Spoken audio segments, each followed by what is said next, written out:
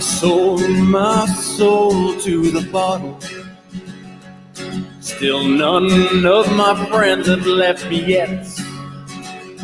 I'm the same man I was since the age of 13, and I've lived my life with no regrets. If you're looking for some freedom, all it takes is 10 drinks minimum. If you're looking for rhyme or reason, all it takes is 10 drinks minimum. Oh, it's the last party of the weekend, and we are live. It is 10 drink minimum. And we do have everyone here. Ray made it just in time. I did. Mm-hmm. By the skin of his chinny chin chin. Is that the way? That's close. Not by the hair of my chinny chin. Holly, what a background you have there. Yeah. It's a fireplace on my TV. Nice. You know, or it looks like, so like I've had to mess with it because if I sit the wrong way, it just looks like I'm on fire.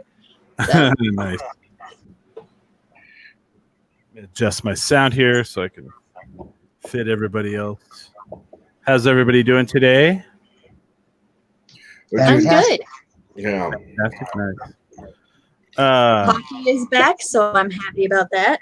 You said you were off screen. You said that you were like Hamster was going to update you on your hockey team. Who's your hockey team? My hockey team is the Avalanche. Trash. How dare you?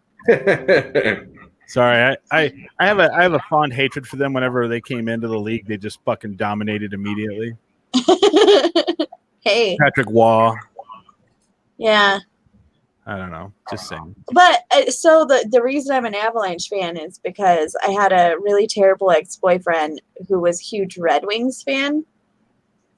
And at the time, Red Wings and Avalanche were enemies. During the playoffs, did he just walk into the kitchen and throw a squid on the floor? Well, I became an Avs fan after we broke up. And that was James looked at that like, what the fuck? So in the playoffs in Detroit, it is tradition for a fan to throw an octopus on the ice. Yeah. And they even sell them around the stadium. Yes. And they try to frisk people to make sure they don't bring the squid in. They always get it in there. Yeah, let me see if I can find it. Detroit. Is it an octopus or a squid? I think it's a squid. But I'm not. Yeah. It's gross either way. Yeah, there's always and they always have to stop the game and some. Yeah, there we go. There's a great. Yeah. So I can pull it up. No, this doesn't seem right. Right. I don't know. It's a fucking weird. I don't know why they do it, but yeah, it's a. See, they're picking up the squid to take it off. Yeah, it is an octopus. Or octopus. Sorry, the octopus. Yeah, I don't know why they do that. I don't either. Dumb. It's a fucking weird one. I want to take this time to thank Kimberly Moe for sending us. She was on the episode where we talked to. I think it was called "It's All About the Mead," and she sent us a shitload of mead, and I have given it to everyone except for Smiley. I need to give Smiley some. Yeah, I have still about 4 bottles to choose from, James. So yes, it's so good. It was my first time trying it, and I'll just drink it straight out of the bottle. Hey, Miss Debbie. Did you already try some, Ray? Yeah, so I tried. I think that it was like a raspberry and peach mead. I think is what it was, and we drank that one super quick. Like we just finished that bottle off. And then we have the more traditional one, which I think is like the Valkyrie one that she sent over. And that one's amazing as well. This was my first experience to mead, and I was pleasantly surprised. Yeah, I think so. Mm-hmm. I think the one we got is like blueberry vanilla or something. It's really good. I'm drinking right now the caramel honey, which is flavored like raspberry. No, I'm just kidding. It's caramel and honey, which is fantastic. It's funny, though, because like every single bottle says 12% on it. And she did tell me there were certain ones that will sneak up on you, though. So I don't know. Be careful when you're drinking them. So I guess we'll see, because I'm also drinking a Truly. So I didn't even know I had a bottle, like a Really? what do you call this thing? I don't know what the fuck this is. James, Bottle is this a bottle opener? Okay. Yeah. A wine quart? No, I don't know. I didn't even know I owned this, and I was like, It's a wine key. wine key. There we go. I was like, well, I got to open it, and I go look in my drawer, and I was like, holy shit, I own one of these. I don't ever drink wine. I never. Wine is, people start talking about wine, and I just like my eyes glazed over, and I'm all, and they're like, wine, and I'm like, yeah, I've heard of it. So, I don't remember my geography that well. right. But James, I will get you some mead somehow. Sorry about that. Yeah, I haven't really left the house. No, it's fine. It's fine. And It's okay. going on. It's fine. But everybody's doing okay. Nobody, like Ray, you went protesting Saturday, and you're I safe. did, yeah, and it rained pretty heavily. Mm-hmm. Yeah. I thought it went on though. Did you stay out there? Or? Yeah, I mean, we were there for like, I don't know, like an hour and a half to like closer to 2 hours, I think. Like because we dropped by, picked up that mead before 5:30, and we left like around 7, I think. Okay. Yeah. So anyway, it was just that heavy of rain, and I was like, all right, I don't think even the police are going to come out for this. So like, all right, I'm going. You're like, fuck this. I'm sure it's raining. Yeah. The weather. So we were talking when you were off the air, Ray, and we kind of like just stumbled upon a good topic to start out the show with today. Mm-hmm. That I kind of want to get away from all the craziness and get back to like dumb shit. So we thought about like, what is one band that everyone loves that you hate? I put the hate. I should. Ooh. Let me change it. Let me come back to that one. I'll let you guys share a little bit. And then Holly, you want to go first? Yeah, I don't know. I feel like there's so many bands that people love so much, and I think they're awful. Well, let me tell you the genesis of where this kind of probably comes from. Is earlier today, someone on Facebook put Nirvana sucks. Just saying it right then and there. And of course, they don't suck. That person's, fucking. Yeah, they're wrong. Put your thumb down. Put your fucking thumb down, James. That was going to be my answer. Oh my god! All right, go ahead, Holly, because I'm gonna. Oh my god! I'm loading up the barrels on James here.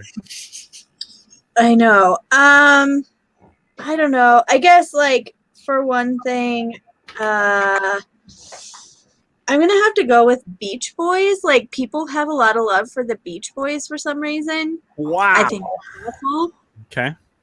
I don't know. This is hard. Like, now, let me ask you about U2 is the big one. U2? The band U2? Yeah. I hate U2 with a passion. But you said the Beach Boys first. Yes. Can I retort to the Beach Boys? Yes. Now when you say the Beach Boys, are you talking about fucking Kokomo with fucking John Stamos on the drums? Beach Boys? No, just all of the Beach Boys stuff. Bitch. Because if it wasn't for the Beach Boys, the Beatles would have never been the Beatles. You know that, right? Well, I mean, fair, but also it doesn't mean that I like their music. All right. You don't have to, but when it comes to music, research the song "Good Vibrations." Just that one. Okay. It like I think like in 1967, it cost like $40,000 to actually record that song by itself, which doesn't sound like a lot, but that is a tremendous amount of money in 1967. That's a lot of money. And they make fun of Brian Wilson in the movie Walk Hard, where he's like, "I need 10,000 didgeridoos." That's making fun of that song "Good Vibrations." So the song "Good Vibrations" has so many instruments in it that it cannot be played in concert like as it is on the record. And it was the first record that ever that song "Pet Sounds" when that song came out. That was the first record where they were like, "This can't be done on stage. We're not going to tour and play this. The record is the concert." And that's when the Beatles were like, "What the fuck?" And they were like, "You mean we don't have to make like songs that are exactly like we're going to sing to the public?" And then that's what came out with Rubber Soul and fucking Sgt. Pepper, you know. So, I mean, just to defend the Beach Boys, because I know that people like look at the Beach Boys as like a pop group that were like, you know, and the actual music was insanely intricate.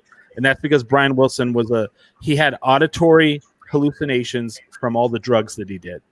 So he would hear the songs, like literally hear them out of the air.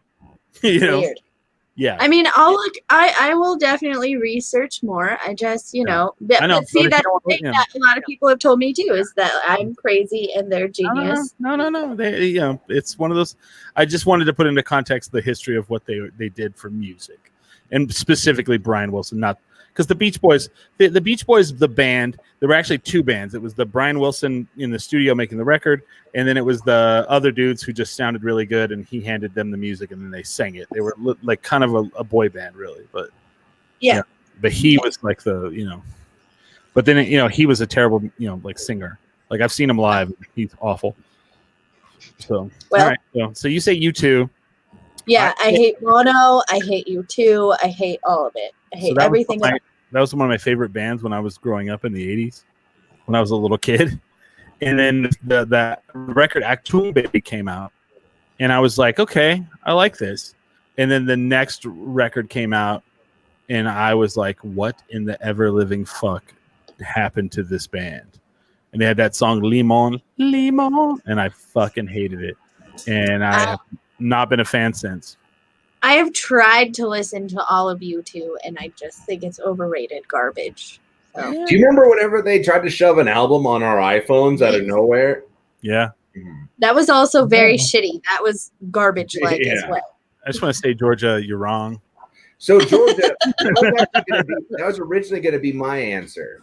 Oh my God. So, the reason why is because I never actually gave the Beatles a chance. So, I had friends in high school, and there was this particular girlfriend that I had that she claimed to love the Beatles, but she's the biggest fucking poser, and she's a real big loser. And after that relationship, everything she liked, I realized I hated. And so I had this like thing against the Beatles for the longest time because I thought that everyone young that liked the Beatles was just posers. Yeah. And then Valeria, I met her, and she liked the Beatles. I gave her a hard time about it, and over time, I realized the Beatles were pretty great, but it just took me like getting proper introduction. Well, and a lot of it too, and this may not be for you, Ray. Like I love the Beatles, I love them a lot, and I don't, and the thing is like I don't really like their early pop stuff. The 45 singles, he loves you, yeah. I don't like any of that. But when they really got into the fucking, the experimental shit, and they made enough money to say fuck you to anybody, and they were like, let's just fucking do some crazy shit. And then in this day and age, you look at it and people are like, that's not really crazy. But then you got to go, well, no one had done any of that before, right? And they were the first people experimenting with distortion and all that crazy shit, and you listen to the White Album and it's fucking crazy. Like what's really amazing about that band is you can sit there and listen to each record all the way through and see what they were going through personally. And like by the time they got to Let It Be and the White Album, you could tell that they were breaking up. Mm-hmm. Yeah. Like the White Album is like 4 different artists on one album. It's crazy. Right. Yeah. And it's weird how you see and this is going to get, a little too into it, but like you really start to see like George Harrison, like whenever they were young, he was just there. He was a guitar player. And as time goes on, you just start to see him like just grow. And then you're just like, dude, that guy could fuck. He was a fucking genius. And he was just so shy. Mm-hmm. Has anybody here ever seen the movie Let It Be? I have. It's disturbing. Like it's actually like really rough to watch. And like people talk about like John Lennon kind of being an asshole. Fucking Paul McCartney was an asshole. And like him and George Harrison get into it. And George Harrison's like this meek, nice person. And he's all, I'll play whatever you want me to play, or I won't play at all. And then he left for 14 days. He quit the Beatles for like 14 days. Isn't that when he wrote the Octopus in the Octopus's Garden or whatever? Wasn't that Ringo? Oh, it might have been Ringo. I might be getting it mixed up, but somebody got real mad when they went on a boat and they Ringo, saw. Ringo wrote a song. Let's put it on the fridge. That's my favorite Family Guy one. But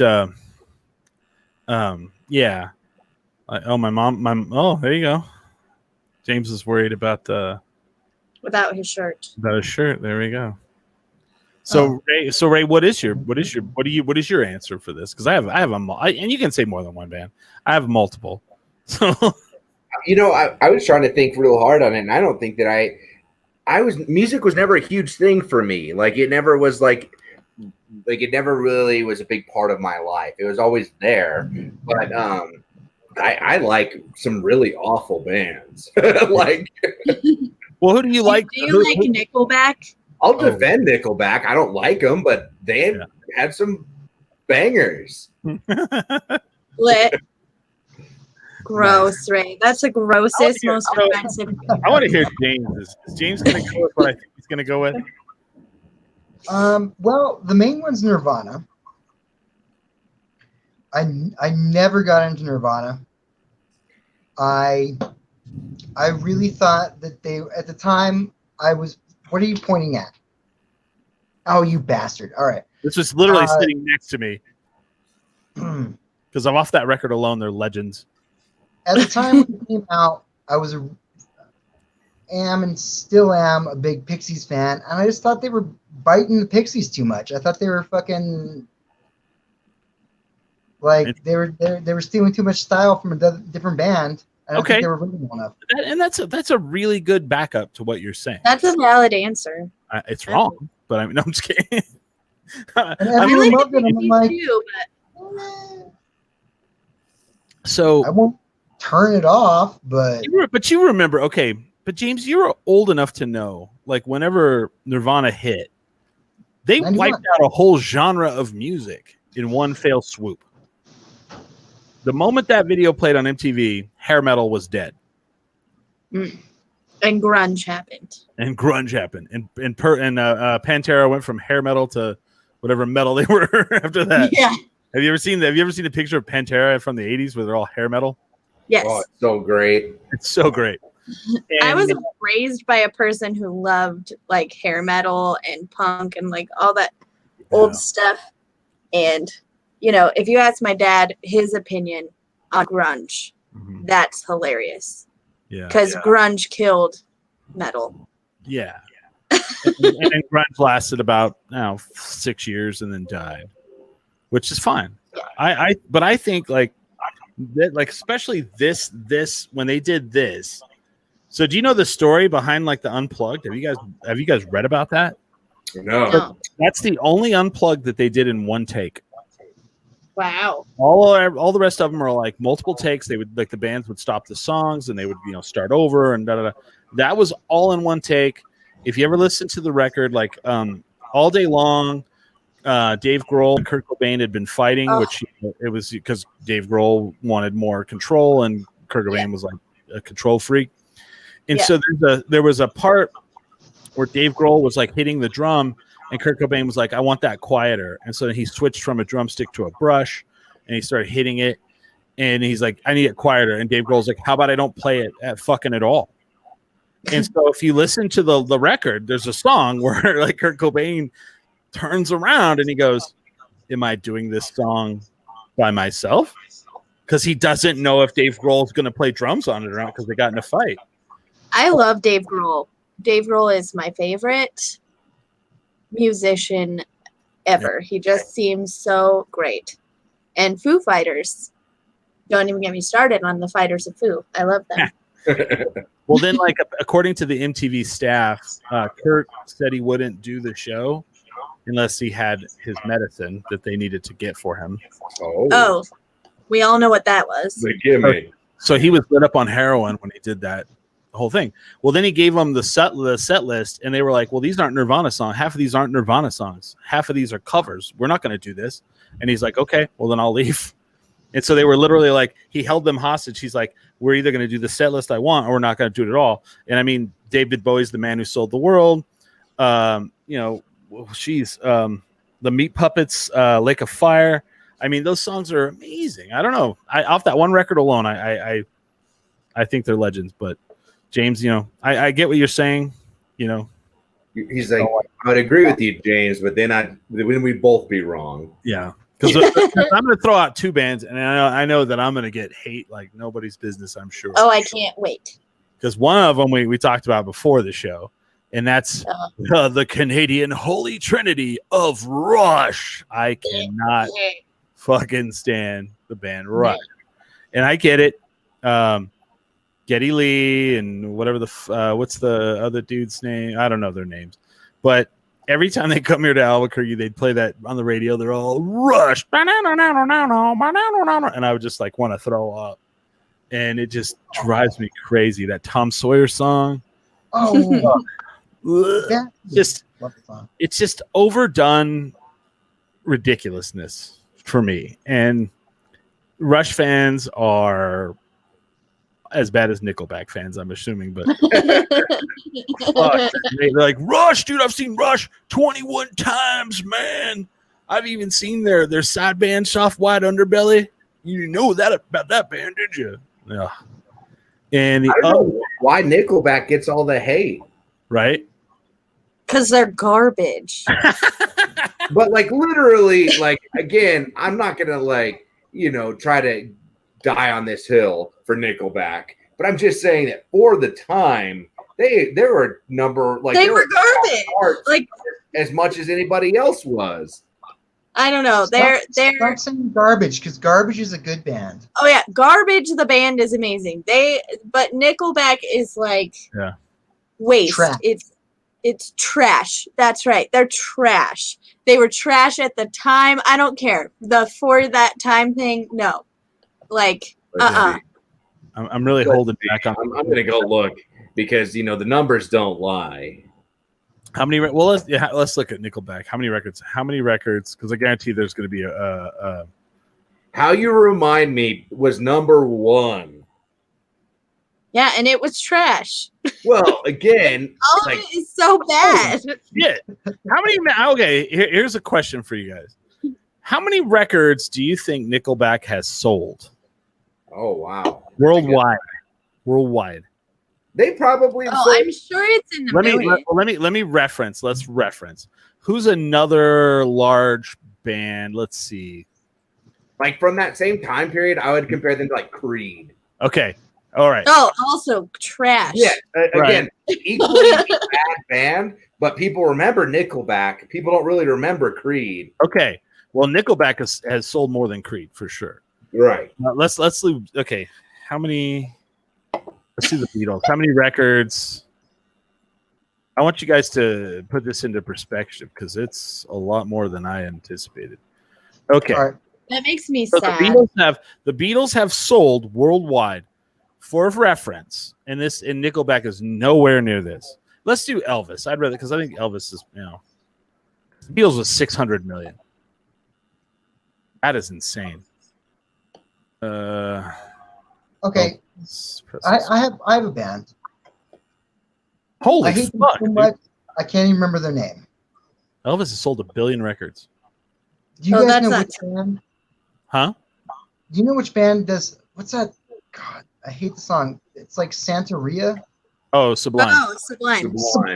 I hate that band. A lot of passion. All right, well, Nickelback outsold Sublime.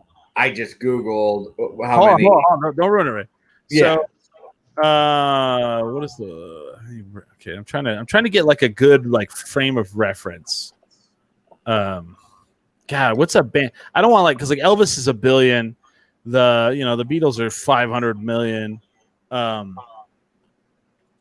see, Kanye West, right? Let's do Kanye West. Kanye West has probably sold a lot. If they sold more than Kanye West, I give up. Okay. All right. This is a good one. So Kanye West has sold 21 million albums. Okay. How many albums do you think Nickelback has sold worldwide? I'm going to say 10 million. Okay. James? 40 million. Okay. And Ray, did you look it up? I did. I already know. Yeah. So Nickelback has sold 50 million records. What? They have outsold Kanye West by 39 million records. Or sorry, 29 million records. Yeah. You know what? We deserved COVID. That is sad and disappointing. Yeah. Oof. What? That's No why way. that's why they don't give a shit if you hate them or not. You know. I mean, they're laughing all the way to the bank. Really. All right, here we go. Now I'm really gonna. Let's see. All right. So now and again, you know, there's probably something to say about digital downloads and stuff, but either way, like, for as much as everybody wants to hate on Nickelback, again, I'm not like defending them. I'm not like their number one fan, right. But I'm just saying they could go to sleep soundly on their piles of cash. So we're gonna play a special game of Are They Okay? Which we know he's okay. We're gonna do Chad Kroeger and see what he's worth. Oh man! So they've sold 50 million records. Who's Chad Kroeger? He's the lead singer. He's probably more okay than he should be. Well, he's going to be okay, of course. But I mean, let's really get into like how rich Nickelback is, if you really want to know. I'm going to say, God. No, he's probably richer. Yeah. He probably has like $20 million. 20 million. That's what I was going to say. But James, what do you think? I don't know, less than God. I'll give him. I haven't clicked on it yet, so. All right, $78 million. $78 million. Okay, Ray. Man, that's. I would probably say like 25. What did Holly say again? She said 20. Yeah, I like say I'll give 30. Okay, I'm gonna do $45 million. Oh wow, that's a good point. Does Chad Kroeger have to pay alimony to Avril Lavigne? I don't know. Were they married? Yeah, oh yeah. I thought she was married to the Sum 41. That's the next marriage. Oh, gotcha. Yeah. So I said 45. Ray, you said 25, and Holly, you said 20. James, you say what was it again? 70? 78. All right, let's go find out. 2020. $80 million. Oh, God damn. Wow. This is so sad. Yeah. Look at this photograph, assholes. Maybe we should talk about bands we like that everybody hates. Well, I was gonna get there. Hold on. Okay. So I got one more to say that people love that I hate, and this one's gonna be the Rush one. I might get some fucking hate mail, but this will probably be up there too. I cannot stand Pink Floyd. Can't People do like it. That band? What's that? People like that band? Oh fuck yeah, they love that band. When I say I'm dying. Not garbage. Trash. It is trash that comes into your ears. Yeah. Ugh. It's the most. How dare you? It's the most depressing music, man. I just can't do it, man. Yeah, it's like they want to make they want to make a song, but they forgot halfway through. Money, cha-ching, John. Oh, I just can't do that song either, man. I can't. Oh, sorry. I mean, I just can't do it. You can defend them all day. I've gotten into arguments with people at parties, and they're just like, ugh. I can't do it, man.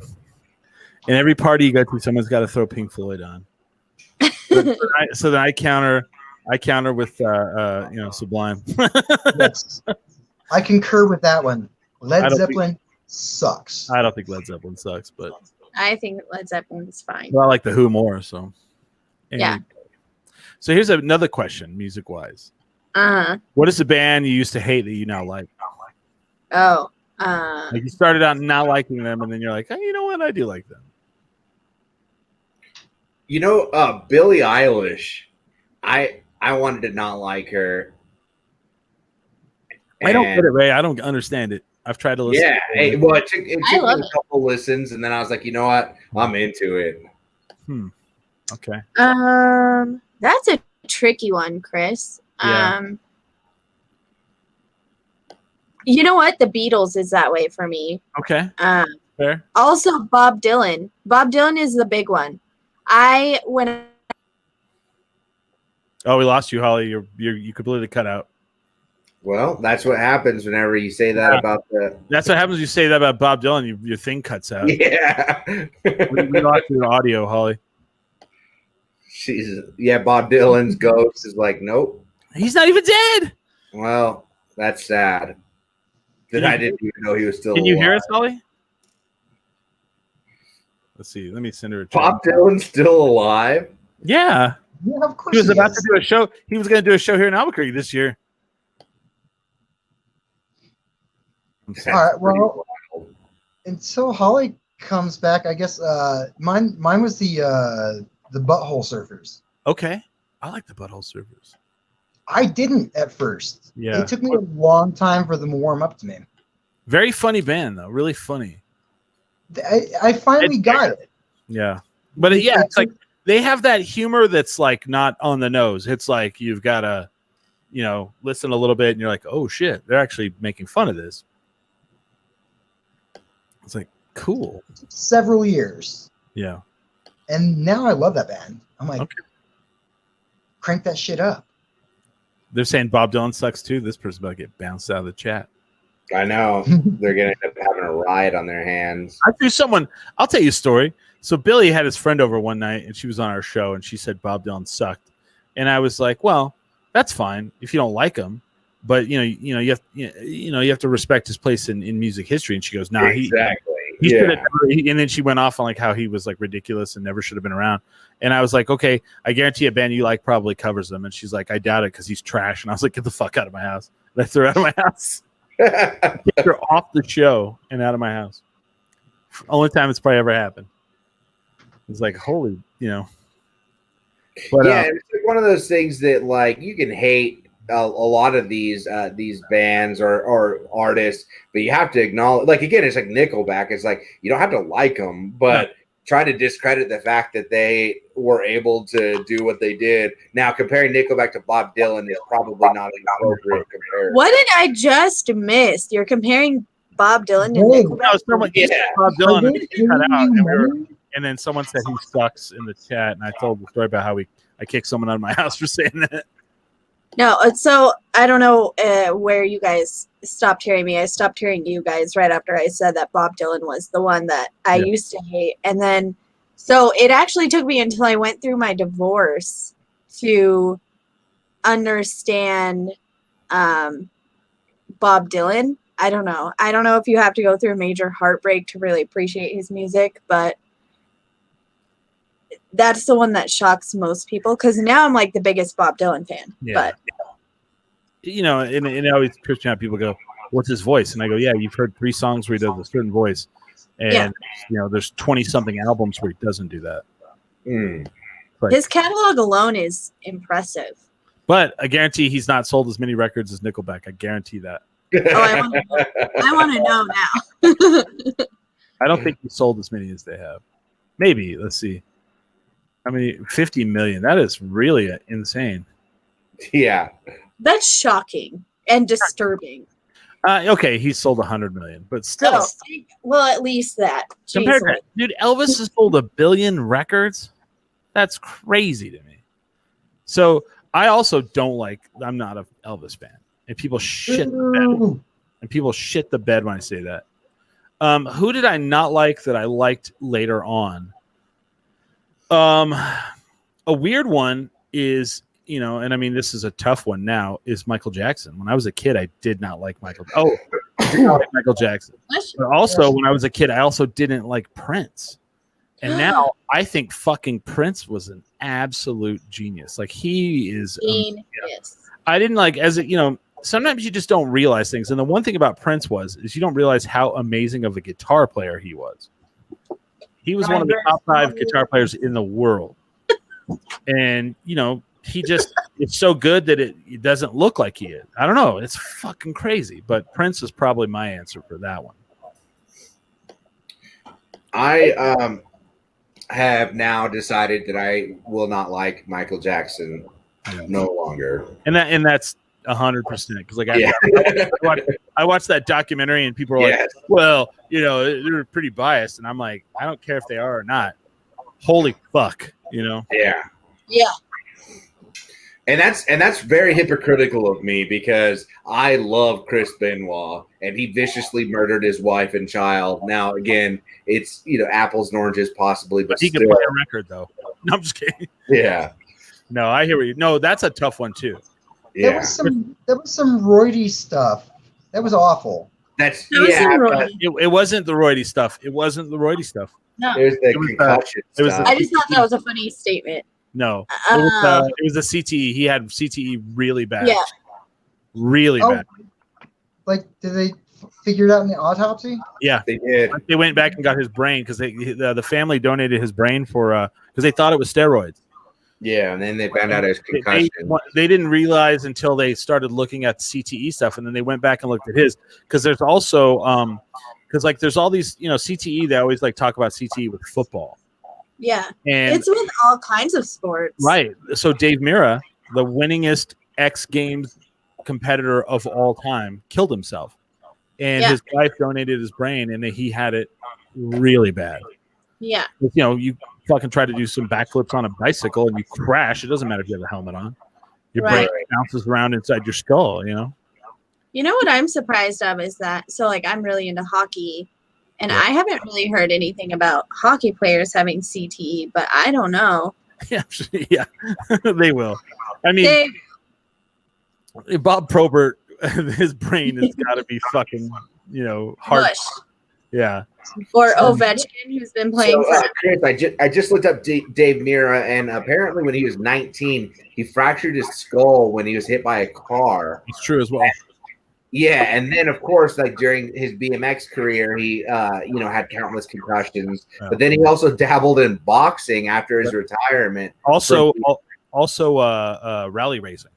Yeah, so I imagine all of that combined really rattles your brain around. And and like him, him and Junior Seau, they both committed suicide. And they were just they just had that, and they say that that's one of the the outcomes, the side effects of CP. Or So violence towards other people. Oh yeah. So Dave Mirra was. You guys are freaking me out because I've fractured my skull, and I've actually had more concussions. I've actually forgotten about some of my concussions. And that's kind of one of the side effects. Yeah. Yeah.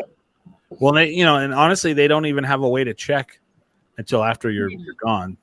Right. They don't know enough about it yet, Yeah. I think. Well, and the crazy thing about Dave Mirra is I grew up watching Dave Mirra, and Dave Mirra. So, like the way competitions would work is the BMXers would come out and they would have 2 or 3 big tricks they wanted to pull off, and they'd kind of just set those up. You know what I mean? Mm-hmm. And Dave Mirra came out. He was like, no. If you're going to beat me, you're going to do a big trick every jump. And he pulled that off. He would do big shit every fucking jump. And so, I mean, to become that good, I mean, that dude had to wreck a lot in practice, Yeah. He had just in BMX alone, he probably had 18 to 20 gold, silver, bronze medals.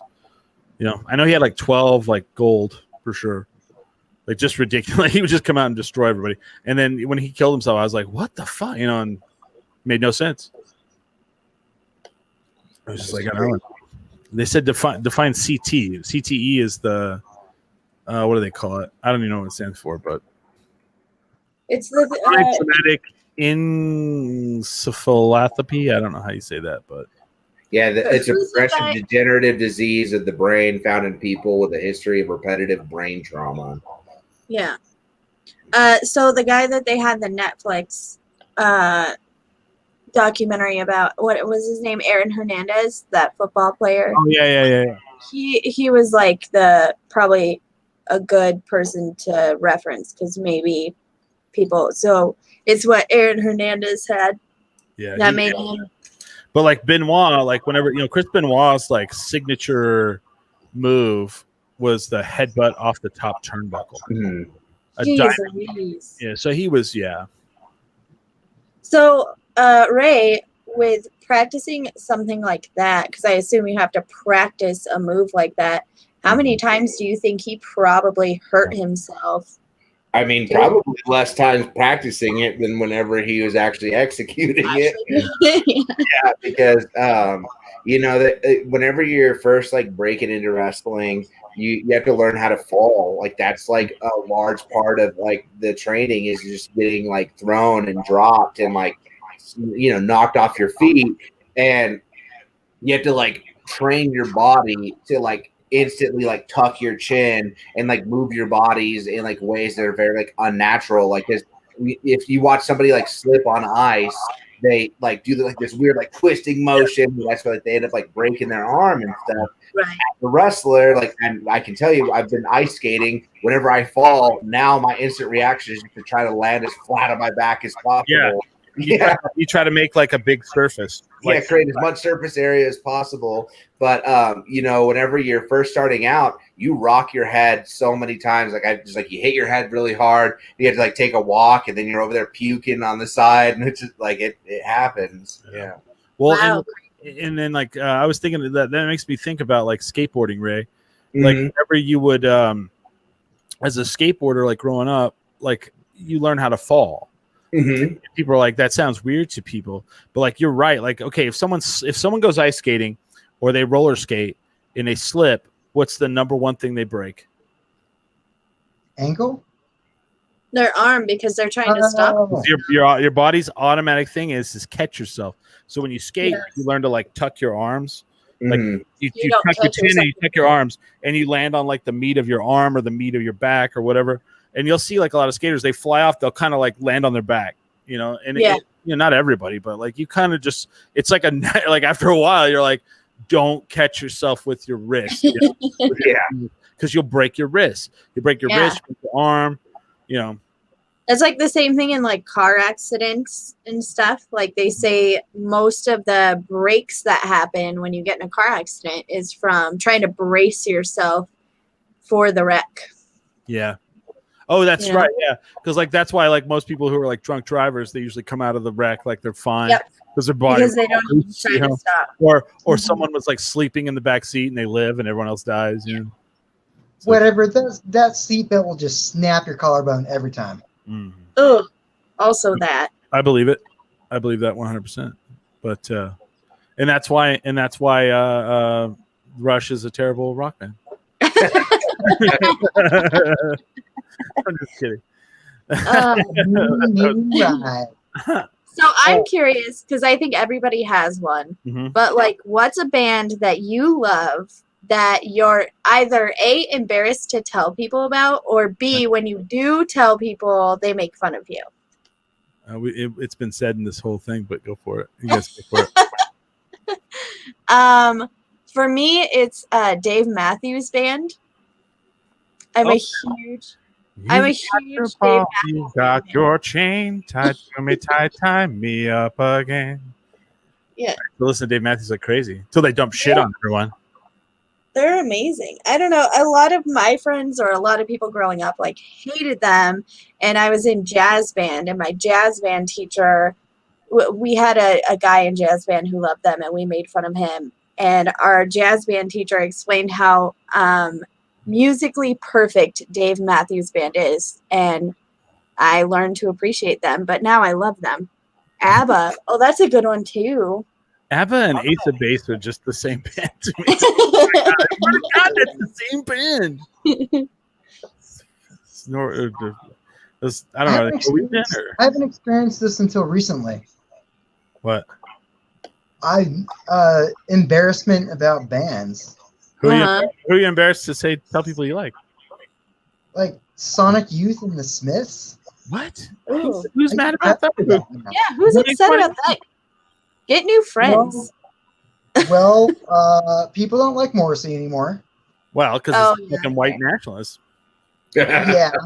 So I get a lot of shit because I'll still be like walking down the street singing some fucking Smith songs, and I'm like, screw you. So I kind of feel embarrassed about it because I'm like, but they have a point. Yeah. Yeah. Nothing. And there's like this weird hate for Sonic Youth nowadays. It's like I've never. So how do you like Sonic Youth and not like Nirvana? I don't like that. I told you I didn't like Nirvana.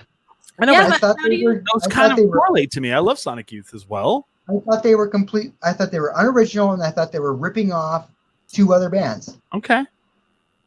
Fair. Yeah. I mean, you know, if that's how you feel about it. And Ray, they got the same, and the is other it bands. Ray? Is it Nickelback? I mean, are we gonna... If I'm willing to defend Nickelback, I don't think that I'm afraid to admit to any band that I'm like. I've got the record of the band that I am ashamed to tell people that I like, especially in Albuquerque. Is it Oh, Nirvana? Sublime. Yeah. God damn it. Not still in the package. This is the newest record I bought. I got this at the store the other day. Oh, And, good. You never listened to it. Not, well, I've heard the record thousands of times. And I get the hate. You know, they're very ska punk. You know, but I like Sublime too.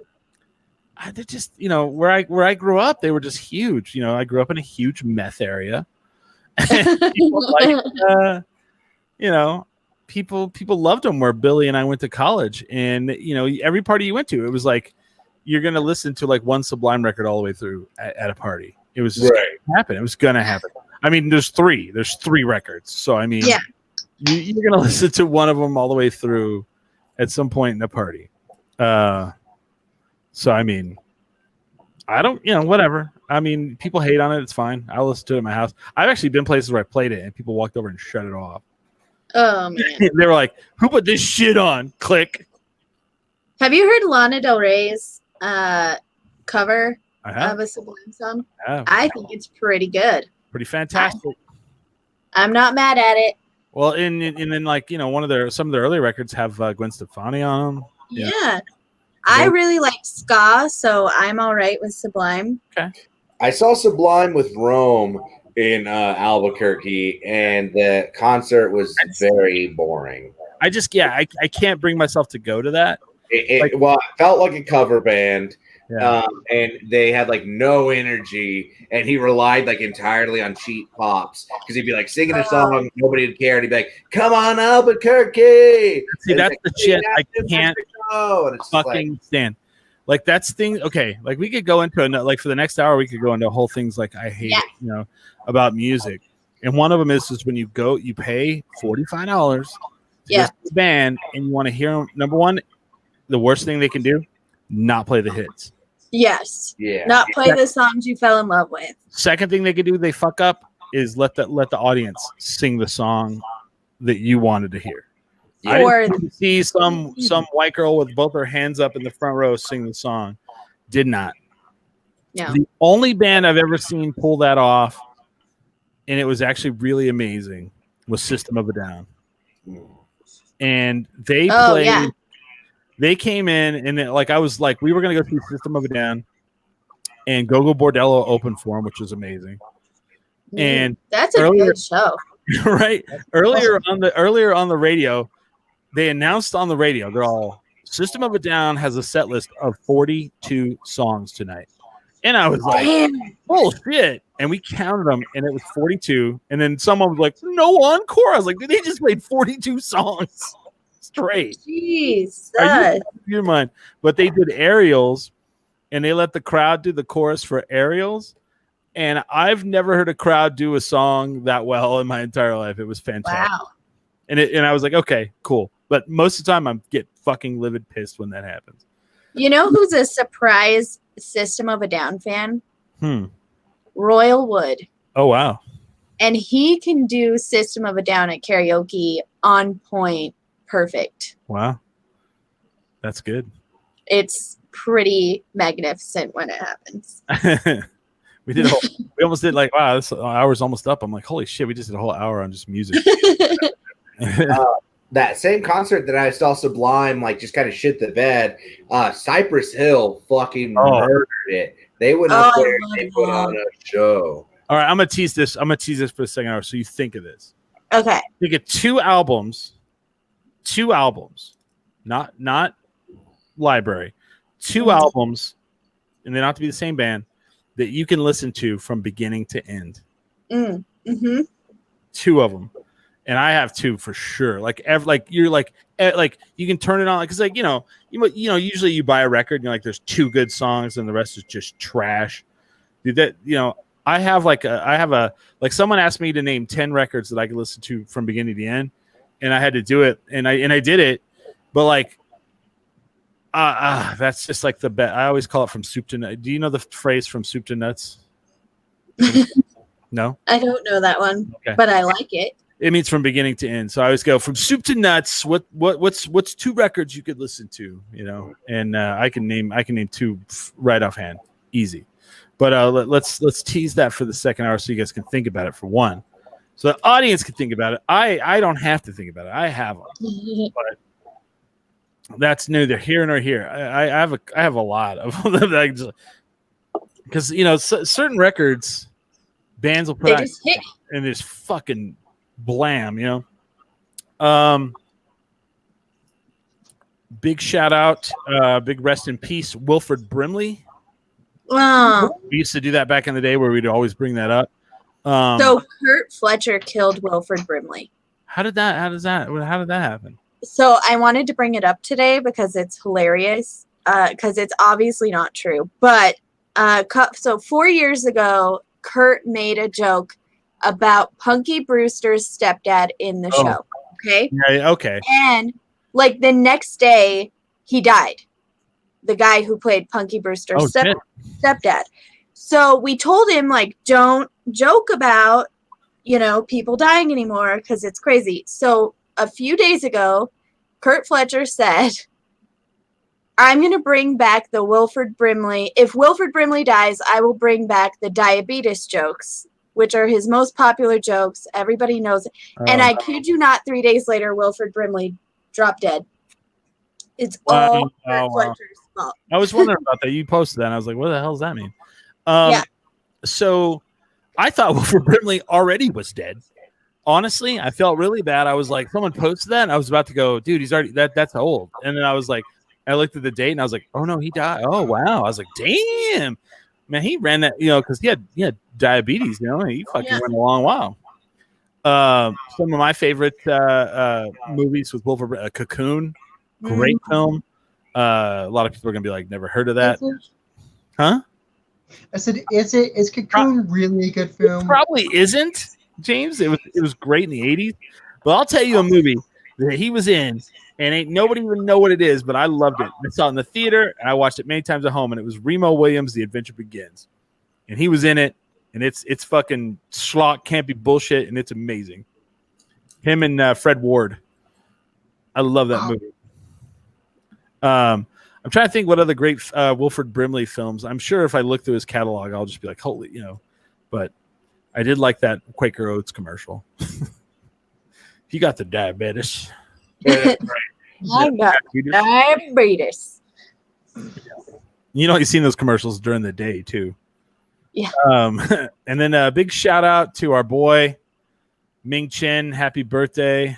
Happy birthday, Ming. Yesterday, right? Birthday. Yes. Yeah. Happy Topo Chico lifestyle for you. Also want to say fuck the silver market because they keep running out of Topo Chico. Order more. Order more. Fuck, bro. Also, if you don't like Topo Chico, please sponsor us.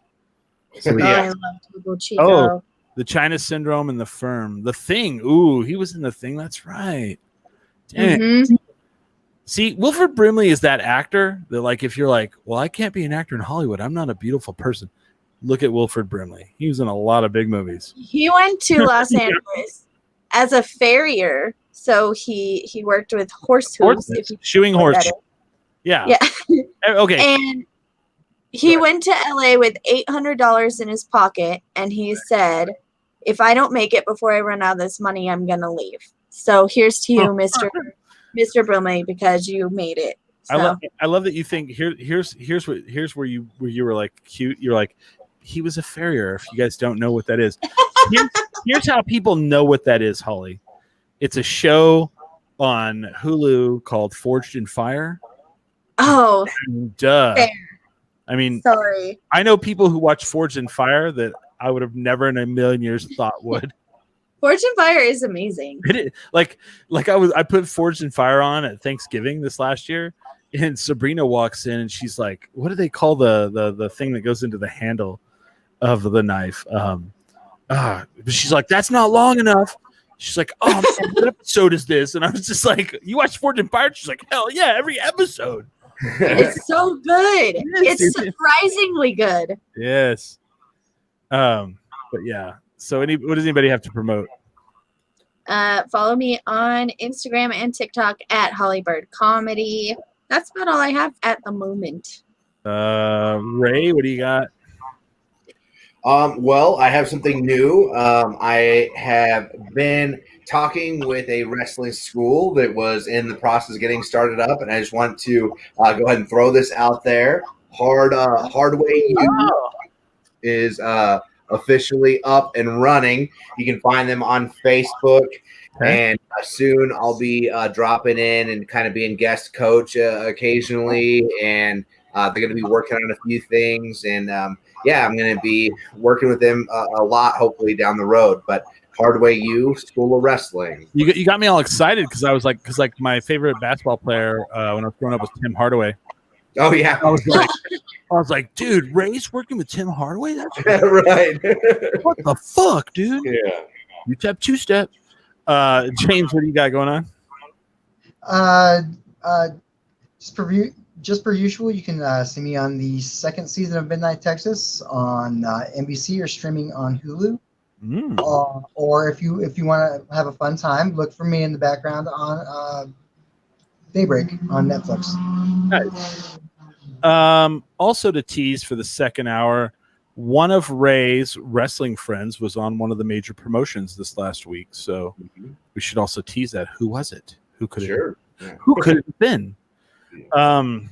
And if you want to find me, man, I have a lot of projects I cannot talk about yet coming out. It's kind of weird. I do have, wow, what can I talk about? I'm trying to think. I have Made Out Media, which is on YouTube. It's my YouTube channel.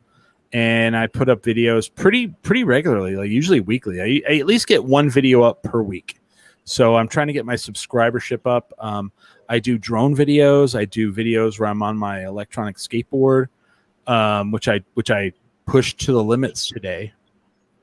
Ooh! If you guys want to hear that story in the second hour, it's crazy exciting, but I kind of want, it's weird.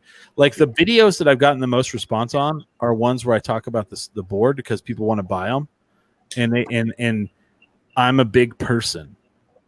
And they want to know how it reacts. There's not a lot of reviews out there from people that are big, and it's so a lot of times big people don't buy stuff. So maybe I should focus on that. But Made Out Media, then we have tindrinkminimum.com, and then we have all the social media on there. You can Facebook, Instagram, Twitter, all that cool shit. Let's come back around 7:10. Does that work? Cool. Yeah, we definitely drink alcohol when you send it to us in the mail, for sure. But always remember, never get too drunk to jerk and drink minimum. DrinkMinimum.com. Jesus.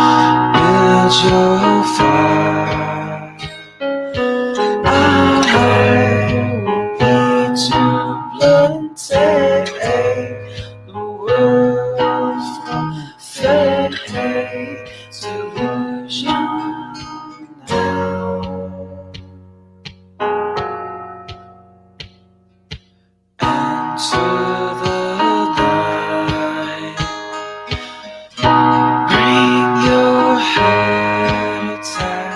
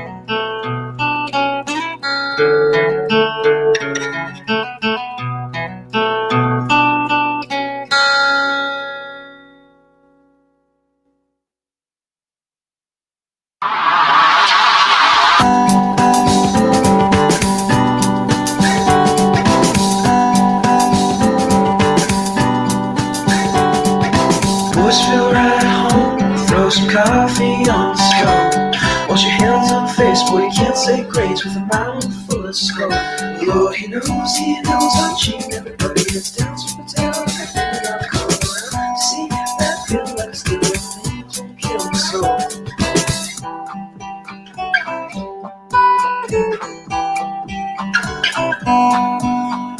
Waiting for too long, Lord, please say you'll come and forgive me for what I've done.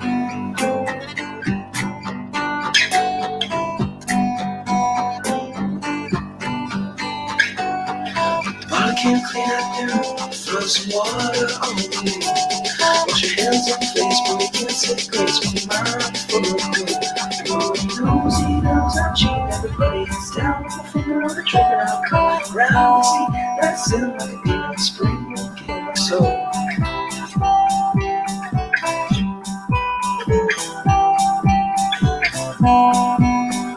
Waiting for too long, Lord, please say you'll come and forgive me for what I've done.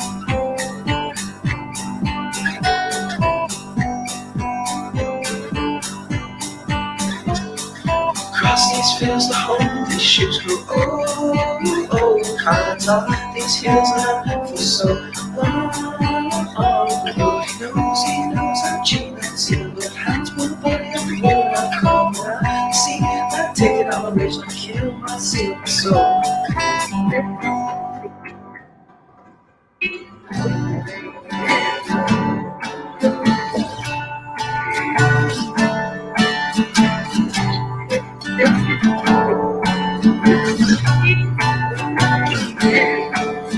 Show me the book you live by, stand for. I'm gonna turn around and repent.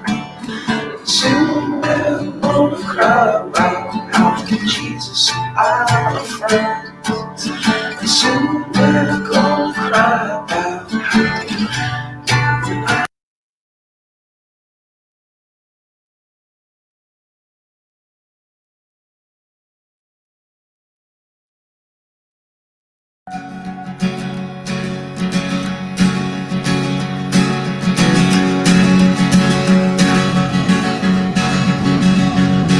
how sold my soul to the bottle. Still none of my friends have left me yet. I'm the same man I was since the age of 13, and I've lived my life with no regrets. If you're looking for some freedom, all it takes is 10 drinks minimum. you're looking for rhyme or reason, all it takes is 10 drinks a minute. Oh, welcome back. It's time for the Billy Hour, as we call it. Let me bring in all these fine individuals and unmute the microphones. Oh, I can't unmute somebody. Ray, no? Everybody seems to be okay. Everybody there? Yeah. Hello. Cool. James, you're alive? Yeah. James, are you there? He's like, whatever that means. Okay. Yeah. So when we left for the break, Upright. I gave you guys a homework assignment, and I said I wanted 2 albums from you that you can put that album on. If it's a vinyl, you listen to one side, flip it, listen to the other side. I want 2 of them. And James is to my left, so he's going to go first. I said 2. Okie doke. It was kind of a hard choice, so I picked 2. Okay. Frank Black's "Dog in the Sand." Yeah.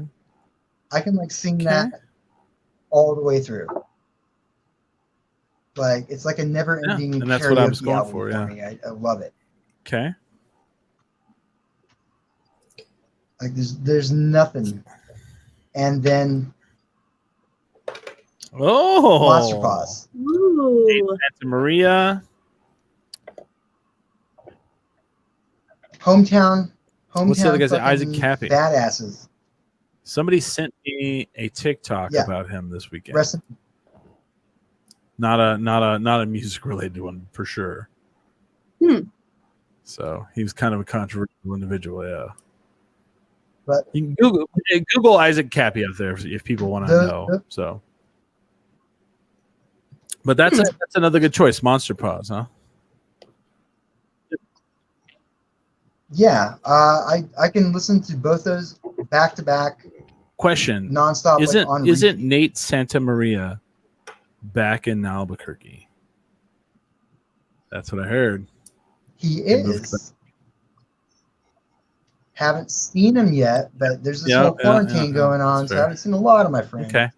So moving on to Ray. Ray, what do you got? You got 2 records. So I never have top, but whenever you ask, I'll give you what came to mind first. Like my first 2. That's perfect, man. Yeah, it was Smash by The Offspring. Okay. Their Smash album.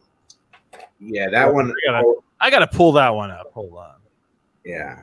Smash. I want to go through it because I know The Offspring pretty well. My problem with The Offspring is I feel like The Offspring were the 90s version of AC/DC. They just kind of all sounded the same to me. Mm-hmm. So let's see. Time to Relax, Nitro, Gotta Get Away. I'm trying to see which song is the big one off of that. Bad Habit really stuck with me from that one. Yeah. I'm trying to think. What's the big banger off that? Come Out and Play. Yeah. Oh, okay. You got to keep them separated. Mm-hmm. Okay. And when I say like they're the 90s version of the AC/DC, I love AC/DC. Like, you can put on any AC/DC album. It's gonna sound. It'll sound. I could probably tell you which one it is, but most people can't. But they're still gonna rock out to it. They'll be all. That's like AC/DC right there. It's totally. And my second one, just like right off the top of my head, whenever you said it, was Run the Jewels 2, RTJ 2. See, I don't know enough about them. That's a good album, Ray. And we're gonna go see them. Yeah, eventually, hopefully, one day. Okay. Well, I mean, I think they've put it far. I mean, if we're, I gotta say, because it's June of next year, right? Right. If we're still, I mean, we could be. We very well could be still quarantined till then. But man, or at least not like thousands of people allowed in the same place. I gotta tell you, when they rescheduled for next year, 2021, it was actually good mental health for me. Yeah, it was like, okay, there's things out there, so, But that's interesting. I'm gonna have to check that one out, right? Because I recently, because I love Killer Mike as an individual, as a content creator. And then people have sent me a couple of things recently from Run the Jewels, and I've loved every single thing people have sent. They're so good.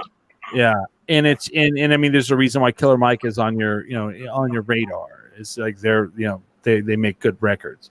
Right. Holly, what do you got? Okay, so I had a hard time with this because I actually have quite a few albums. And I didn't say the number one, number two. Just name two. Yeah. Just two. So two that came to mind is Coheed and Cambria, Good Apollo, I'm Burning Star 4. I've burned through that record many times. Yeah, Volume 1. It's like the longest name ever, but I love that album so much. Okay. And there's also like comic books associated with it, so that's kind of cool. Mm-hmm. And then the hard choice came after that because there's so many, but the other one is I had to actually look up the name of the album because I just know the album art. But it's Band of Horses, Everything All the Time. Oh, son of a bitch, that's a goddamn good record. I have that vinyl right over here.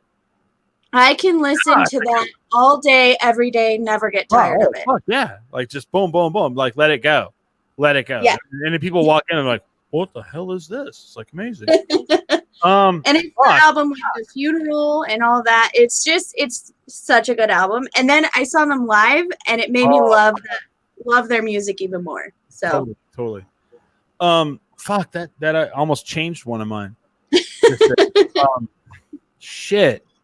Yeah, it's not gonna though. But it added one. Oh my god, dude, that's a crazy. It added. So I now have another one that's like it's like band that I hated, now I love, but also a record. Yeah. And they have a record I can listen to all the way through. Fuck, that's like just two worlds colliding right there. But my original answers were Weezer, the Blue Album. Because I could sit down and I could play Weezer, the Blue Album, soup to nuts, beginning to end, and just fucking jam out. Stop and then like go back to what I'm doing, come back out and be like, oh fucking yeah, he's in his garage. Go back in, come back out, and it goes, hey, he's surfing to work. And the other one, and this is because my buddies and I would go wakeboarding every Saturday in the summertime. We would do 10 to 13 weeks in the summertime of wakeboarding. Wow. And every Saturday, we started with one record and one record only, and it went all the way through. And it was Cypress Hill, Black Sunday. Yes. Black Sunday is a banger after banger after banger. And people are like, Black Sunday? They're like Insane in the Membrane? They're like, I don't even know if they had another song. I'm like, listen to that record. So good, yeah. Fucking amazing. That was like Dr. Green Thumb. Let's see. You had Eight to the Yeah. Oh man, I'm a chicken hawk. Pigs, I think, was another one on that one, right? What's that? Pigs, wasn't that another song on that album? I think so. I mean, I get to sit there and sing the songs one by one. Yeah, it's so good. But then now you said, Band of Horses, Everything All the Time. And so there were So I have to talk about this one band. But I want to pull the Cypress Hill one up real quick. Because Ray's asking the set list. It's let's see, full album on YouTube. We don't want that. So I got it pulled up there. Oh, cool. I just did too. Yeah. Go for it, Ray. So we have I Want to Get High. I Want to Get High. I want to going out like that. Yeah. Insane in the Brain. Yep. When Shit Goes Down, lick a Shot, Cock the Hammer, Lockdown, Three Little Putos, Legalize It, Hits from the Bong, What Goes Around Comes Around, and Hand on the Glock. Yeah, he's like, I'm a chicken hawk hunting for a chicken. Pull the hammer back, I hear the Glock clicking. Yeah, love that too. I mean, it's so good. So there was this band that came out in the 90s, Marcy's Playground. Oh, They had the song "Sex and Candy." yes. That album is so good too. And I was like, "This song is Ridiculously trash. good. I don't like this song. This song is Yeah. trash. It's awful." 2 years go by. I'm in my friend's dorm room, and we're listening to music, and we're like hanging out and watching, playing video games and shit. And I'm like, dude, what are you listening to? This is fucking amazing. And he's like, it's Marcy's Playground. And I was like, what? The Sex and Candy? I was like, that's fucking shit song. And he's like, yeah. And I was like, is this a new record? And he goes, no, it's the same record with Sex and Candy on it. And I'm like, holy shit. Like, everything on that album is amazing, but that one. But that one. And that's the one they put out for MTV. And like, I have it on vinyl. Like, it's so good, except for So that one. good. It's so weird. All right, Georgia, we're friends and all, but the Eagles were third on my list of bands that people love that I cannot stand. REM, I'll get mine, but the Eagles, man, I don't know. Can't do it. Phantom Planet, Raise the Dead. These are people writing in. Chris, I wanted to also say that about Cypress Hill, that they have a Spanish album, and I've rocked that one a ton. And it's really? It's like the greatest hits, but redone in Spanish, and majority of the songs are all off of the Black Sunday album, but they're in Spanish. I gotta check that out. That's got to be amazing. Yeah. Oh dang. Oh shit. All right. I'm in the. I guess I'll talk about it a little bit. So I'm in the process. People want merch. I'm working on merch. Ooh, merch. Oh, merch. Yeah, I'm working on with somebody. Oh, nice. Yeah, and she's a friend of mine. I'm working on 10 drink minimum masks. Ooh. So speaking of merch, Yeah.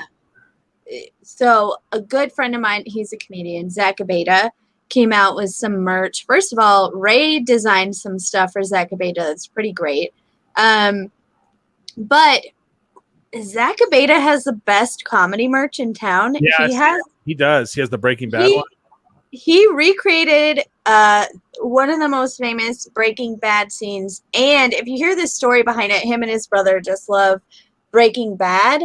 And so they go around town and they like recreate their favorite scenes from Breaking Bad and take a picture of it. But there was one that turned out so good that he made t-shirts and tank tops. Yeah.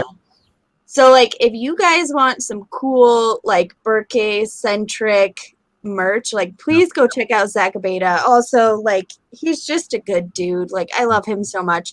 But if you find him on Instagram, you can also see what Ray designed for him, which is pretty great. So I use the term designed loosely. They have a name. They have a name generator that I put his stuff into, and I sent it to him because I knew that it existed. I think people forgot about it, and like he'd been putting out that Breaking Bad merch. I was like, oh, he needs to have like one of these like good and proper. It's like I had to like do some Google searching to find it again. But once I found it, I put it together for him and sent it over. Well, he loved it a lot. That's what I think. I think we need a good Albuquerque centric something for us. Yes. But, for I'm gonna get us. So I have Breaking Bad, or I have 10 drink minimum masks. I have them. I have them right now. I had someone, I went on Etsy and I had someone make one for me. They're so cute. I love that. Someone that's gonna make. But like here's the problem. Like I'm a big guy. Ray's a big guy. Mm-hmm. Oh, I see. They're small. So she's like, yeah, I can do the big ones for you. And I'm like, cool. Nice. So and I have the problem that masks are too big, which sounds crazy because you want them to cover your face. But if they're too big, they're loose and they fall. I sold masks for $15, not for you guys, of course, but I think people would buy them. I mean, I don't know, maybe they won't. We'll see.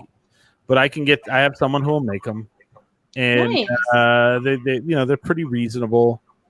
And I want to make shirts, but again, I don't know who to have the shirts made. I do have a person to make the shirts, We just have to. That was probably the biggest problem about trying to be out in the rain during the protest was once my mask got wet, I couldn't breathe through it. Oh wow.